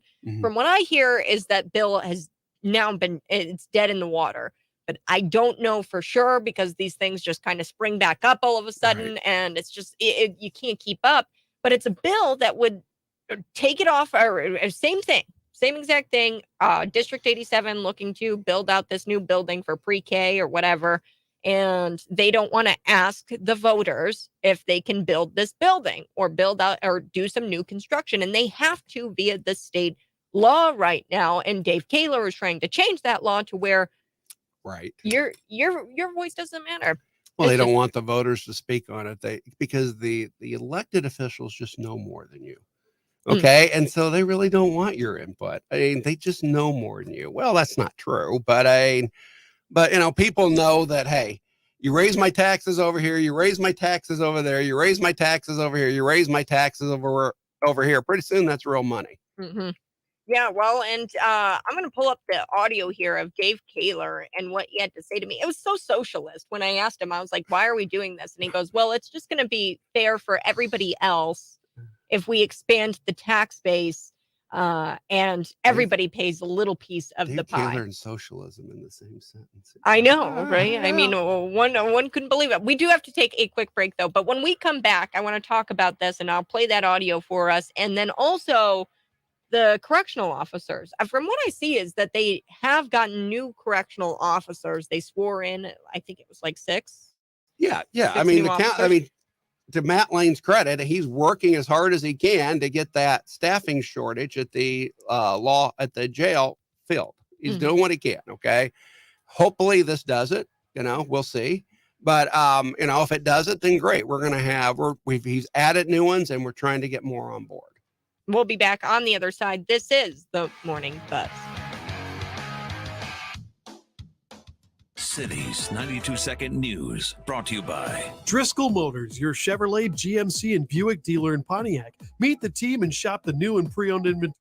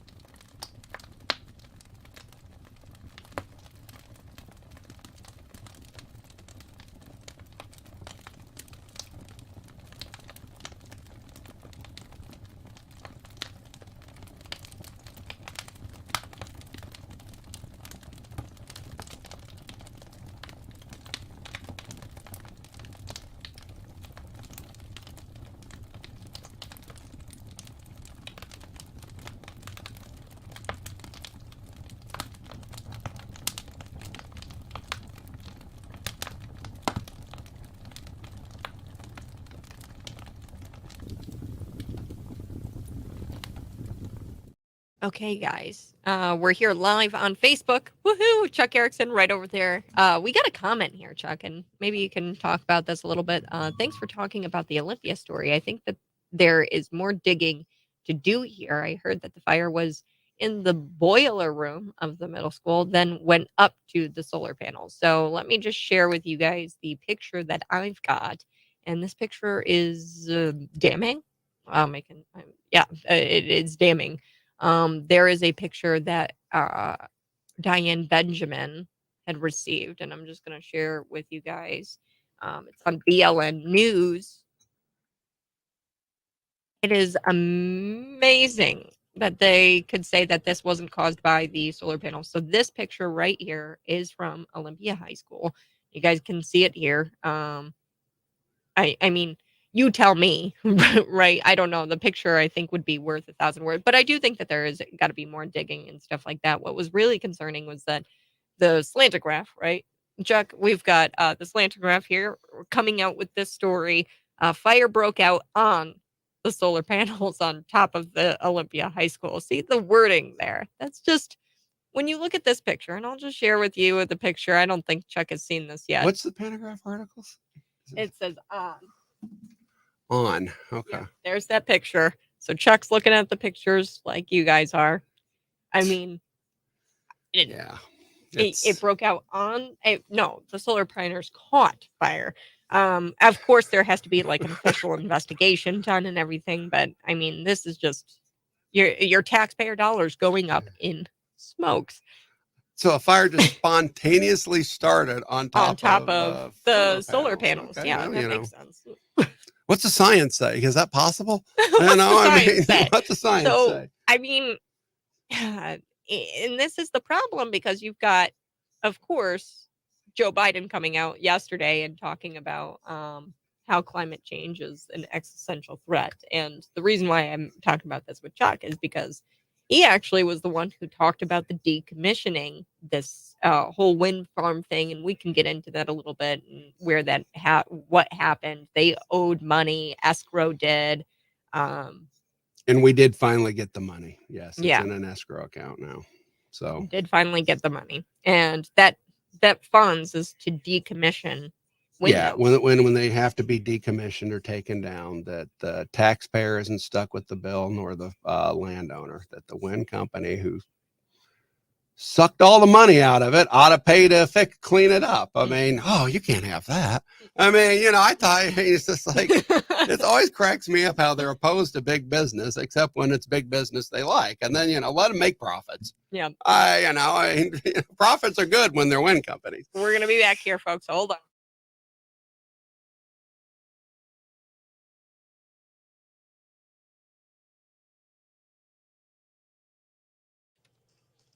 Good morning. Hey, this is the Morning Buzz. You can tune in via our Facebook Live and our YouTube Live. We've got Chuck Erickson in studio. Oh, the cigars. Oh, the cigars. I've got smoke everywhere. Although now we're busted because it's on Facebook. Yeah. Now we're busted. Now we're actually smoking. We're actually smoking, and now we're busted. Sorry, boss. There's smoke all over the room here, and but we're being transparent in the smoke. Yeah, we're transparent in our smoke-filled rooms. They're not, okay, because they're so precious and righteous that they should be able to have their conversations in private. Mm-hmm. I just think it's so funny. Here's Cities 92.9. We broke the story a long time ago, right, with Dave Kaler, and here is an interview that I had with Dave Kaler, and I'm gonna just play it here for you, Chuck, so that way you are up to speed on what he has said about this bill. I had a question about SB, I think it's 2447. People are concerned that it circumvents a current... I don't know. So it's a bill that you've got. The vlogging bill? It's the Airport Authority bill. Oh, the Airport Authority. The Bloomington Normal Airport Authority bill. Right. So people are concerned that it circumvents the current law that's on the books, which is the Airport Authorities Act. And there, in that act, it says, the property owners have to bring it up to referendum or via petition. And they're scared that this bill that you've proposed circumvents that law, and they won't get a say, the property tax owners there, or the property tax or landowners there, about expanding that tax base. That's what your bill does. Yeah, it's modeled after what we did in Peoria County many years ago, where the tax base is only a small portion of really the area that services the airport. And so in order to really promote really a fairer system of having all the community help to pay for those services to expand it. So yes, we are elected by our constituents to make decisions like that. I've worked across the aisle with my colleagues. What ones? Senator Bennett and Senator Sally Turner, to help understand really this is an important. The airport is an important economic development engine within. So are they like struggling? Well, I don't. I'm not going to propose to say what their position is on this, but we've had discussions amongst us. It's really a matter of trying to expand the base so that everybody helps. Pays a little bit without having just citizens of Bloomington and Normal per se. Why do you think the Airport Authorities Act currently exists as it is? Because of the referendum and because of... I'll look into that. We've done that in Peoria. The legislature can pass a bill which overrides that. I'll look into that. It's just like, wait a second, Dave Kaler. Wait a second, honey. Back up a second. I just asked you why that law exists. And if you're changing the law, you should probably know why the law currently exists. And he goes, I'll look into that. Before you change the law, maybe you would think You'd think that maybe you would understand what the law means and why it's there. Well, they never care why a rule exists or a law exists. All they know is, does this support my narrative? Does this support my power grab? Does this support everything? Okay. And if it does, then we don't really care about the rest. You know? Is it beneficial for my friends at the airport? Is it beneficial for my friends at Sierra? Yeah, I mean, it does. He's correct. It will expand the tax base, but the issue becomes rural McLean County doesn't get anything. Well, I won't say it. They will get use out of the airport, but they're already getting use out of the airport, and all the money will come back into Bloomington Normal. That's where it comes back into. I mean, so, so once again, you've got Bellflower paying to maintain Bloomington Normal. I mean, is that right? I don't think so. No. I mean, it's, that shouldn't be the way it is. The way they had it was, hey, if you want to do it by tax referendum. If I recall correctly last night, and I might be wrong about this, but the Carlock mayor pointed out that the town of Normal appoints 2 people to the airport authority. The city of Bloomington appoints 2 people, and the county of McLean appoints 3. There's no way that rural McLean County will even be accurately represented on that airport authority, because the town and the city get more appointees than the rural McLean County will get. I mean, so they're just going to be ignored. It's a system that's rigged against them. I do want to shift gears, talk about the correctional officers and the need for the correctional officers. And then I also want to talk about the wind farm or wind power plant, excuse me. We've got to start using language that is accurate and is effective, folks, because it's not a wind farm. There's not little happy bunnies everywhere and piggies and cows. No, it's a power plant, and these windmills fall to the ground. Dead birds all around them. Yeah, with dead birds all around. Yeah, no, just like the solar farms. And with me in studio as well, Kevin Ferris from Speechless Cities 92.9, joining our conversation here. Cigars with Chuck Harrison. Howdy. We've got our Ashtons that we're smoking here. Yes. But yeah, the correctional officers. Let's get to that. So they've inducted like 6 new officers. The sheriff's or the McLean County Jail is going to get 6 new officers, correct, Chuck? That's good. Yes. And Matt Lane and the Correctional Officers Union, they came to an agreement. We think it's a good agreement. We think that it will hopefully bring in a lot of correctional officers so we can fully utilize the jail, which we built and are still paying bonds on. And so we can fully utilize that, big jail we built. Yep. So, that's got to, some people are like, well, let's not put anybody in jail. Let's act like the jail doesn't exist. I mean, and it's just like, the Democrat sheriff in Champaign County has prisoners, and he has to send them somewhere too. Prisoners are going to exist. It's just like, because do they really want them to though? We're lucky that we've got somebody like Matt Lane. We are lucky that we have somebody like Erica Reynolds, who is in a George Soros backed DA that would we're lucky we have them. Yes. Yeah. They could be so much worse, where we've got Kim Fox, who says, criminals? Nah, let's not lock them up. I don't know if there was a Bill Maher show, and he sat there and said, Democrats need to say that there are some bad people and they deserve to be in jail. And then the audience, one person clapped, and Bill Maher goes, come on, people do belong in jail if they're bad. It's just like the audience, let me think about that. Well, let me think about that. And I brought this up all week because this is huge. In El Salvador, they cut their homicide rate in half. By locking people up. And I think that people think that prison is not a progressive idea, but it is. When you used to steal, they used to chop your hands off. We used to have public hangings, Kat. I know. That used to be, within the last 3 centuries, that was a big thing, is we used to have public hangings. Or there you want to know, like, the thing is that it was incredibly progressive at the time, when in the Constitution they put a hindrance on cruel and unusual punishment. And so anybody who wants to claim that being locked in a cell on the government's dime, getting 3 meals a day and a roof over your head is cruel and unusual, well, then you should go and read a history book, honestly. Yeah, prison is progressive, and I don't Well, it's understand. not. So did you get It's pushback? old-fashioned progressivism. Now we got to go to the new progressivism. You know, I Where we mean, just let you shoot heroin in the street. yeah, we just let you out of prison because Yeah, and poop in front of 5-year-olds. because and then it's let you ruining go. your self-esteem. Yeah. As long as it's on Nancy Pelosi's driveway, I don't care what part of that you poop on. That's the only public pooping I'm okay with. Yeah, that was a story I think out of Los Angeles where Yep. this homeless guy legit is pooping in the streets, and then they say we God. probably shouldn't prosecute that guy. What?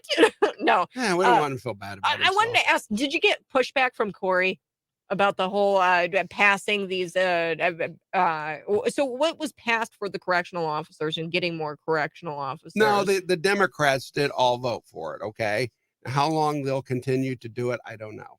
Zach Gettridge did come and speak in opposition to it. Okay, and he is a local activist in regards to, I don't know, in regards to something. An extremist. But in regards to something. But last night it did pass. It was unanimous. Let's hope it stays that way. We do need to get behind our deputies. We do need to get behind our correctional officers. We do need them. Mhm. And I think most rank and file Democrats understand that, but Mhm. it's their far left base that tears them up on it. Okay. I Mhm. mean, they just said, no, I can't have this. Well, folks, we have to take a quick break. And folks, if you or someone you know is 18 years old and you have an inkling or something tugging on your heartstrings to become a correctional officer, to become a hero, then Right. you need to contact the McLean County Deputy's Office, and It's a respected job and we need it, and please do it. Mhm. Yeah, they're hurting for people bad. And I mean, we're paying a lot of money for that jail, so we should Yeah, we probably are. staff it. Yes. We got a big, beautiful jail that's empty. We should probably staff it. On the other side, this is the Morning Buzz.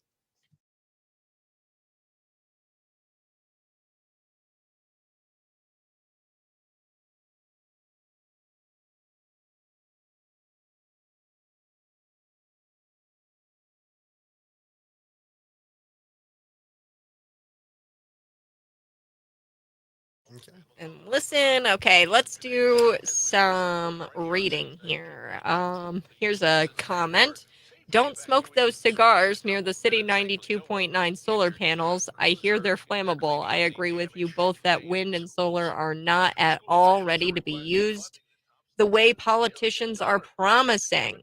So, actually, let's talk about that, Chuck. The decommissioning of this wind farm or wind power plant, right? There was a problem. Can you explain the problem with not getting the money from this? It was a wind company, right, in McLean County that wanted to pop up windmills and things, and they were supposed to be paying McLean County government funds so that way they could use those funds to decommission windmills. Can you explain what went on? Well, like, quite frankly, and I'll be honest with the county board needs to do a better job on making sure these things are being enforced. Okay. That's the honest answer.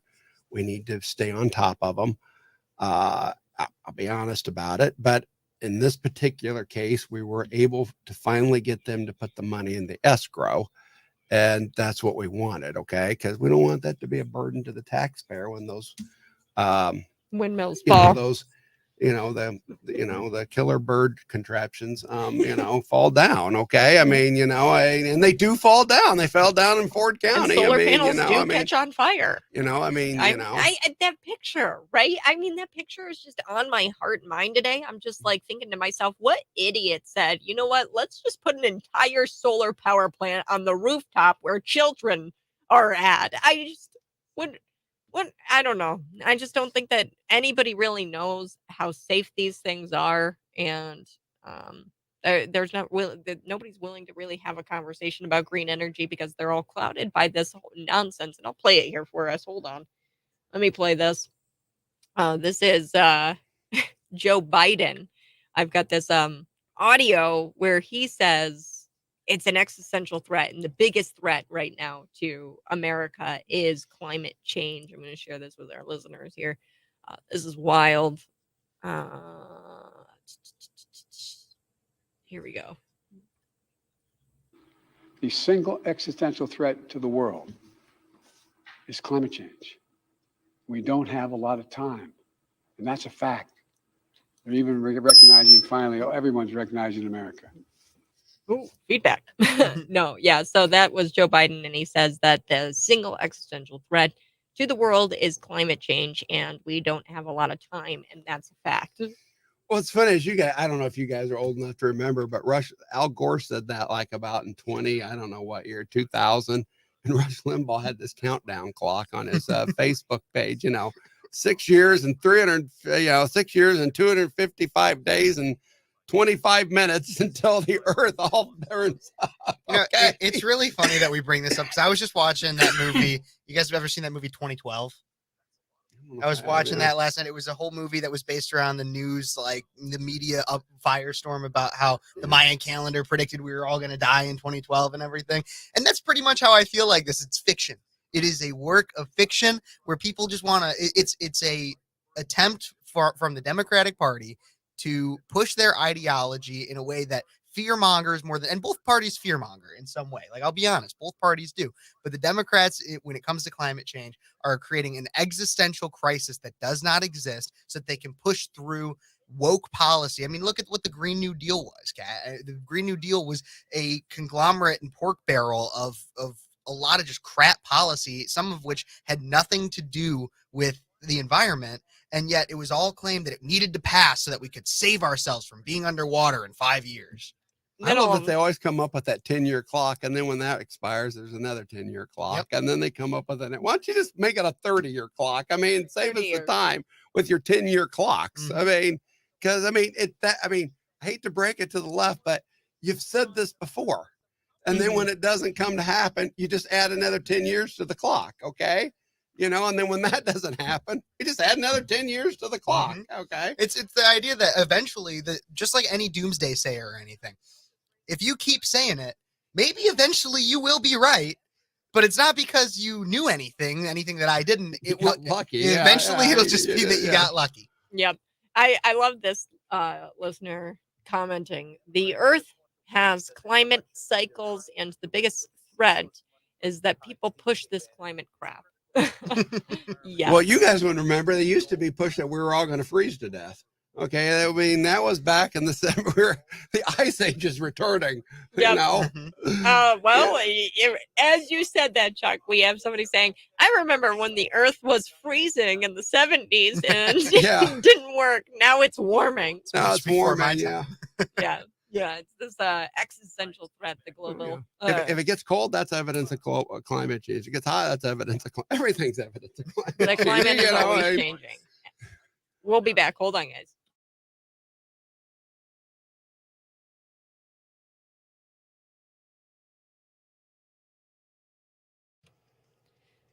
Good morning. Hey, this is the Morning Buzz. And with me in studio, you know him, you love him.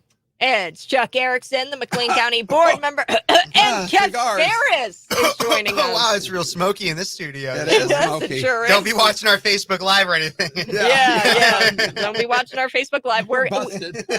We are live on Facebook and on YouTube. You can check us out there, and we're reading your comments through the break. If you're listening via the air, you can check us out on Facebook. We have these little Ashtons. These are good.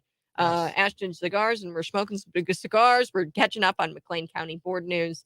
And we were talking about the correctional officers, and through the break, I mean, this is a big conversation we're having. And I do want to play this one more time for us. Joe Biden coming out and talking about how we are facing an existential threat. And this is Joe talking about how there's not much time left. Here we go.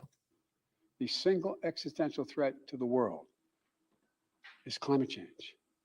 We don't have a lot of time, and that's a fact. They're even recognizing, finally, everyone's recognizing America. What?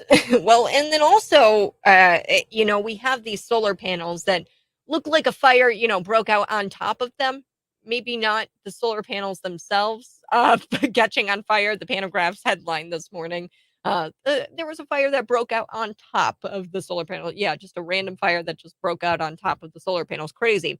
I think that government doesn't Does the understand. science back that? I don't That it know. can just fall, Maybe I need a climate I mean, change because we got to activist. follow the science. I mean, Well, if we were really following the science, we'd be talking a lot more about nuclear energy.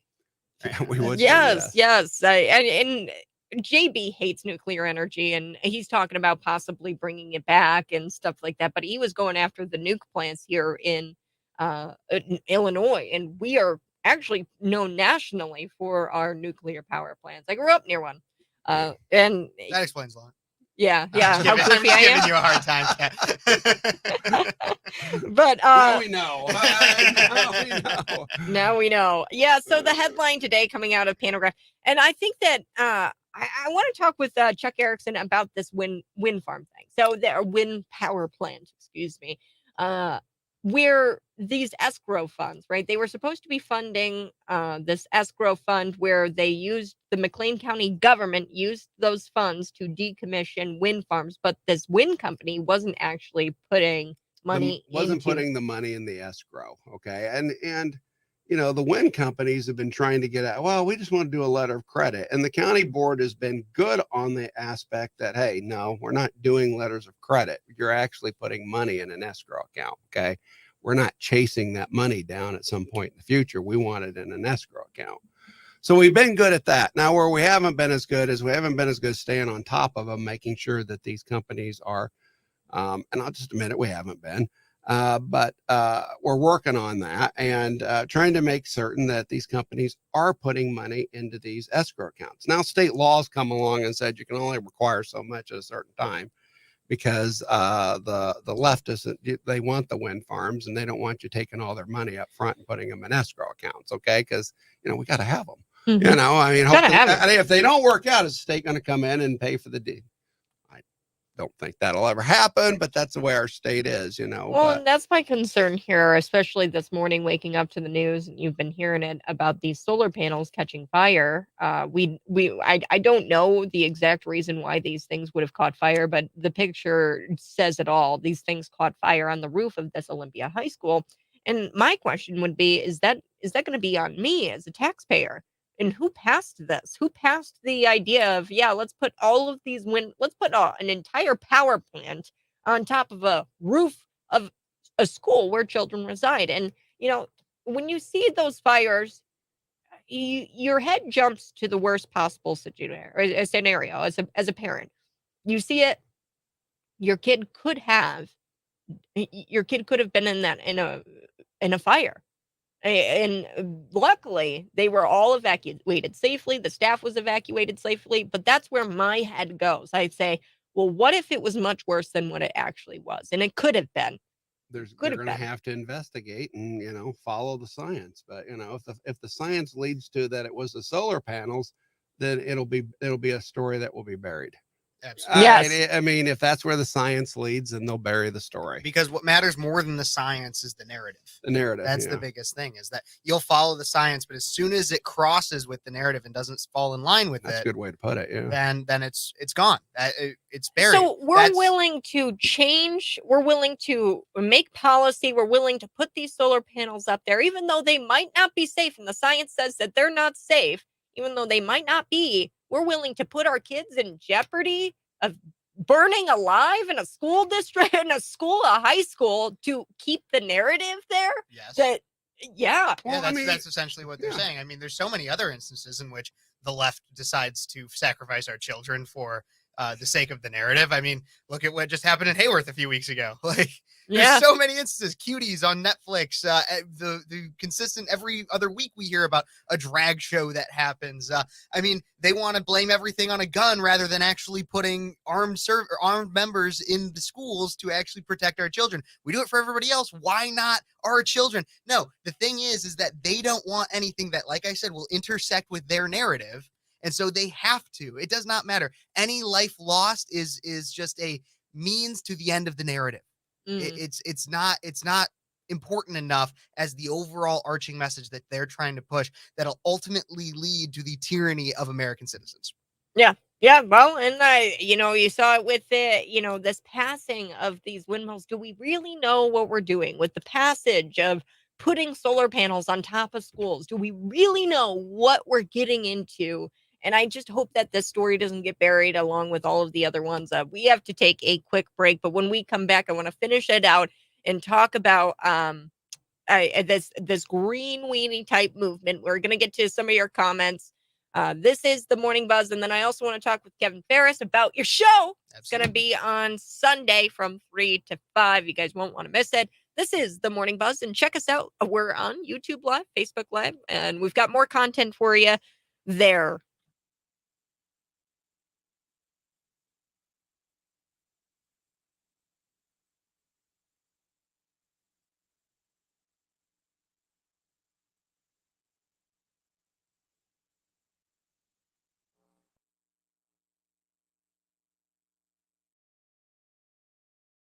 No, that's not what happened. Well, we saw that with COVID. We saw that with COVID. I mean, as soon as the science intervened with the narrative, Didn't back up the narrative. masks don't really work. Everybody, that you might have never actually heard of that one because it was buried because it intersected with the narrative. The narrative. Can't have that happening. Can't have it happening. You can't control the people if they're genuinely educated. So let's get to That's some true, yeah. comments here. Here's Steven. He says, Jacqueline, they are who they are. They're just like, okay, this is about the transgender thing. So let's address this really quick here before the end of the show. This story just in about a transgender teacher in Florida who said out loud, and a lot of witnesses said this and are testifying to this, said out loud that he wants to shoot children. Yes, this happened. And the parents are really upset about it. And despite the parents' complaints, they are allowing the teacher to continue to teach. Where did he say this, or she, whatever? Where where was it found out that the teacher said this? Because it's a bad statement, but to be fair, I think every teacher ever has been stressed enough at one point to feel that way. I'm not excusing it. I'm joking here. Yeah, But you know what I mean? And that's exactly what the school said. The school said that the teacher said that out of frustration in a statement to parents. So to parents, okay, that's where it becomes an issue. Like, you need to be able to control yourself and hold it back. Oh no, he said it to kids. Oh, that's even. Oh my God. He said it to a group of kids. Oh, And he's transgender, and he said it to a group of kids, I'm going to shoot the kids or something like that. And then they said that, and then he's also on multiple occasions he's met with the principal, Carrie Thornton, and then the guidance counselor, Kimberly Walby, and they reported that the teacher had made statements about harming himself and possibly shooting students. So he confided in the assistant principal and the guidance counselor. And there was one day after school where the guidance counselor and the assistant principal go in and they say, how are you doing today? And he goes, not good. I'm having bad thoughts. So bad thoughts as in shooting kids and shooting himself or harming himself and others. Well, it's kind of like that Family Guy thing. You keep the guys up there reading porn at the bar or something. I've showed this exact thing. Yeah. It's okay. You can't do that, sir. Well, I'm transgender. Okay, then that's okay. Do everything you want all of the time. Yeah, do what you want all the time. You want all of the time. Yeah. So that's this story. And of course we've got a leftist, probably Stephen, commenting here, and he's saying that, they are who they are, just accept them. It doesn't affect you. So shut up about it, right? But then he says this, he says they are who they are. Just like you're a judgmental, closed-minded white Republican, nobody bashing you for being who you want to be. You just did. I know. You just did. Yeah. You hypocritical. We're not on air, right? Steven. We're not on air. I could say you hypocritical son of a bitch. That's really. Yeah. We're not on air. We're not on air. Oh well, Steven, he says that no, my comment had nothing to do with the Florida teacher. It has everything to do with your trans bashing in general. Slow down on your spin. You're making me dizzy. Oh, come on, Stephen. You commented when I was doing the story. This is a Facebook Live. You comment when I'm doing the story about transgenders, and I say that, hey, if we're going to talk about banning guns, and I'm not for red flag laws, the first population that need their guns taken away. And in this case, this guy actually did get his guns taken away. So there was a school resource officer that was then involved after making statements about how he wanted to shoot kids and harm himself. The school resource officer got involved in the fire department, or the police department got involved and said, we're going to take your guns away. And he's still in the classroom despite having his guns taken away and making statements to the assistant principal and a guidance counselor about how he wants to shoot kids. And I'm not trans bashing. I'm trying to be truthful. I'm trying to prevent We need to the help loss people of with life. mental illnesses. That's the thing. We need I to don't help know. people with mental illnesses. I'm close-minded. And I'm a telling white them supremacist. telling them that they are a man when they are in fact a woman, or vice versa, is not helping. That's not mental health help. That's enabling psychosis, a belief in something that is not. Hey, the guy is taking. Oh, I can't get into this fight with this leftist right now. I can't. We've got to get back on air. We're gonna wrap up the story or wrap up the show here. Here we go.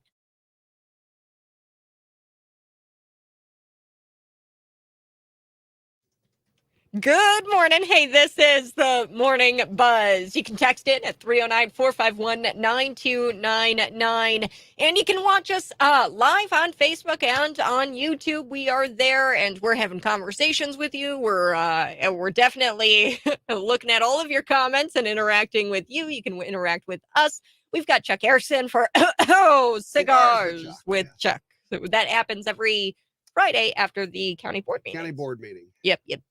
And last night at the board meeting, you guys talked a lot about this Airport Authorities Act and how Dave Kaler is trying to manipulate it, change the law.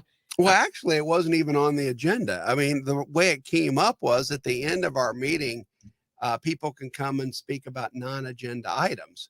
Okay, and because the executive committee had dealt with that resolution, okay, and tabled it, which I did not support, but there was a resolution saying we oppose this legislation that takes authority away from a tax referendum and from the people and puts it all into the airport authority. They wanted the county board to say, yes, we oppose that legislation. The mayor said, well, wait a minute, we're going to come and speak about this. So 3 mayors came, the mayor of Bellflower, the mayor of Lexington, and the mayor of Carlock, and a spokesperson from the Farm Bureau. And they all spoke in opposition.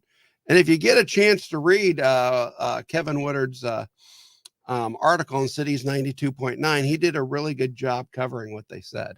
And it's a really good job, okay, of saying what they said. So if you get a chance to read it, you should read it. But, I mean, I can't go through all the arguments here, but, it's a good, he puts right in there what the Farm Bureau lady said, which is all true. Yeah. I mean, it's all true. Yeah, well, and this is the problem is that the people in the rural communities are going to be footing the bill for this big city, the Bloomington Normal big city. And this is what we've seen, but they should, even because we're important here. Yeah. They should. Yeah. Why should, who are you in Bellflower? We're Bloomington Normal. You should, everything should be about us. Yeah. It's egotistic. And you start to see this even at a national level. So I talk about this all of the time is that, the Midwest is kind of always forgotten. And it's these rural Midwest communities that are always forgotten, and our industry shipped out. And I know this is going to go, and people are like, oh gosh, here she goes again on this conspiracy theory. No, our industry has been shipped out to China and our jobs are gone in those rural communities. And there's no better place than I think that displays that is even my hometown, Wilmington, Illinois, the downtown area, or Lincoln, Illinois. You go down into downtown Lincoln, and it's so apparent and it's so funny. You can tell exactly what's state funded and what's not. So the train station there in Lincoln, Illinois, beautiful. The sidewalks. Yes. There's there's all kinds of art and all kinds of things there. And you can tell that's funded by the state. And then you walk a little bit further down the sidewalk, and then you see the empty paint. I think it was a paint factory where you would make paint, and it's empty. You walk down, and then you see the sidewalks, and they're all crumpled and everything because people are leaving these rural communities because they're footing the bill for these wokesy cities like Bloomington Normal, and they get all the resources, they get all the funding, they get everything they want. And then we're left in the rural communities holding the bag like, what happened? But they did leave him a beautiful train station. Yes. I mean, if all So that- else in your life has gone down, just be thankful that the benevolent governor gave you a the beautiful train that station. you There's can no hop people. on and get your butt out of there. Right? Yeah. There's no people there. There's no people there to ride the train, right? It's these people who are, making a stop in Lincoln, right? And then all of a sudden, they It's get there back for on people to to go get to off on the Chicago or wrong place. Bloomington. That's Yeah. what it's there. Yeah, we gave you, and one more thing I want to talk about and touch on before we go for this Friday. It's a Friday, guys. I mean, how exciting. It's a Friday.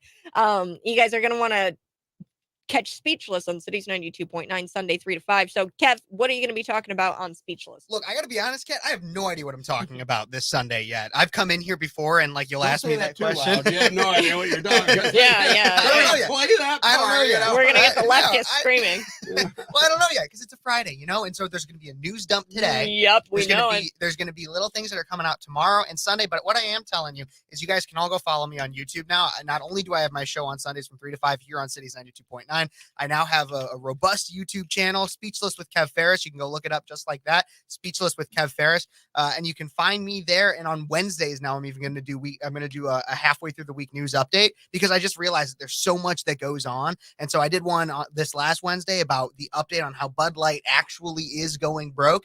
Great talk on that one. I talked a lot about also Megan Rapinoe, the United States women's soccer player. Yeah, she's got this whole thing where she's saying, "Oh, well, we're gonna let men play in our sports." But then you want to know the thing? Here's the thing, Kat.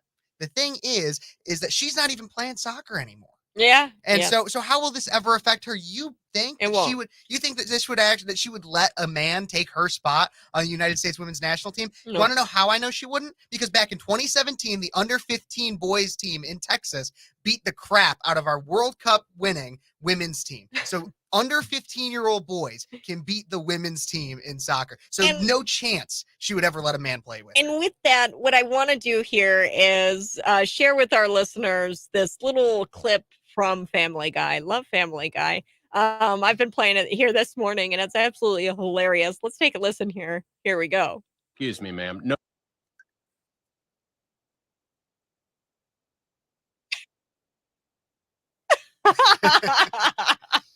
Oh man, I love it. Yeah, well, it's like do whatever you want all the time. You want to be a man in women's sports? Go ahead. Who cares? Absolutely. But everybody, yes, make sure you're looking me up on YouTube, Speechless with Kev Ferris. I'll post that link on our Cities Facebook page. You can also listen to me on Sundays from 3 to 5 p.m. right here on Cities 92.9. Buy some ultra-right beer. I bought a 6-pack. Yeah. We'll see if I get it. So get you some ultra-right beer. I mean, Bring make it sure in. you chew that. We'll do a Cities After Dark or something with you, and you'll have to bring it in. Oh, yes. All right, guys. We are cutting a break, but we are going to have Glenn Beck, Dan Bongino, Sean Hannity, Mark Levin, a stellar lineup for you here the rest of your Friday. Stay up to date on all things cities and visit our advertisers. And remember, thank you so much for listening to us and supporting our advertisers. Bye-bye. I love you.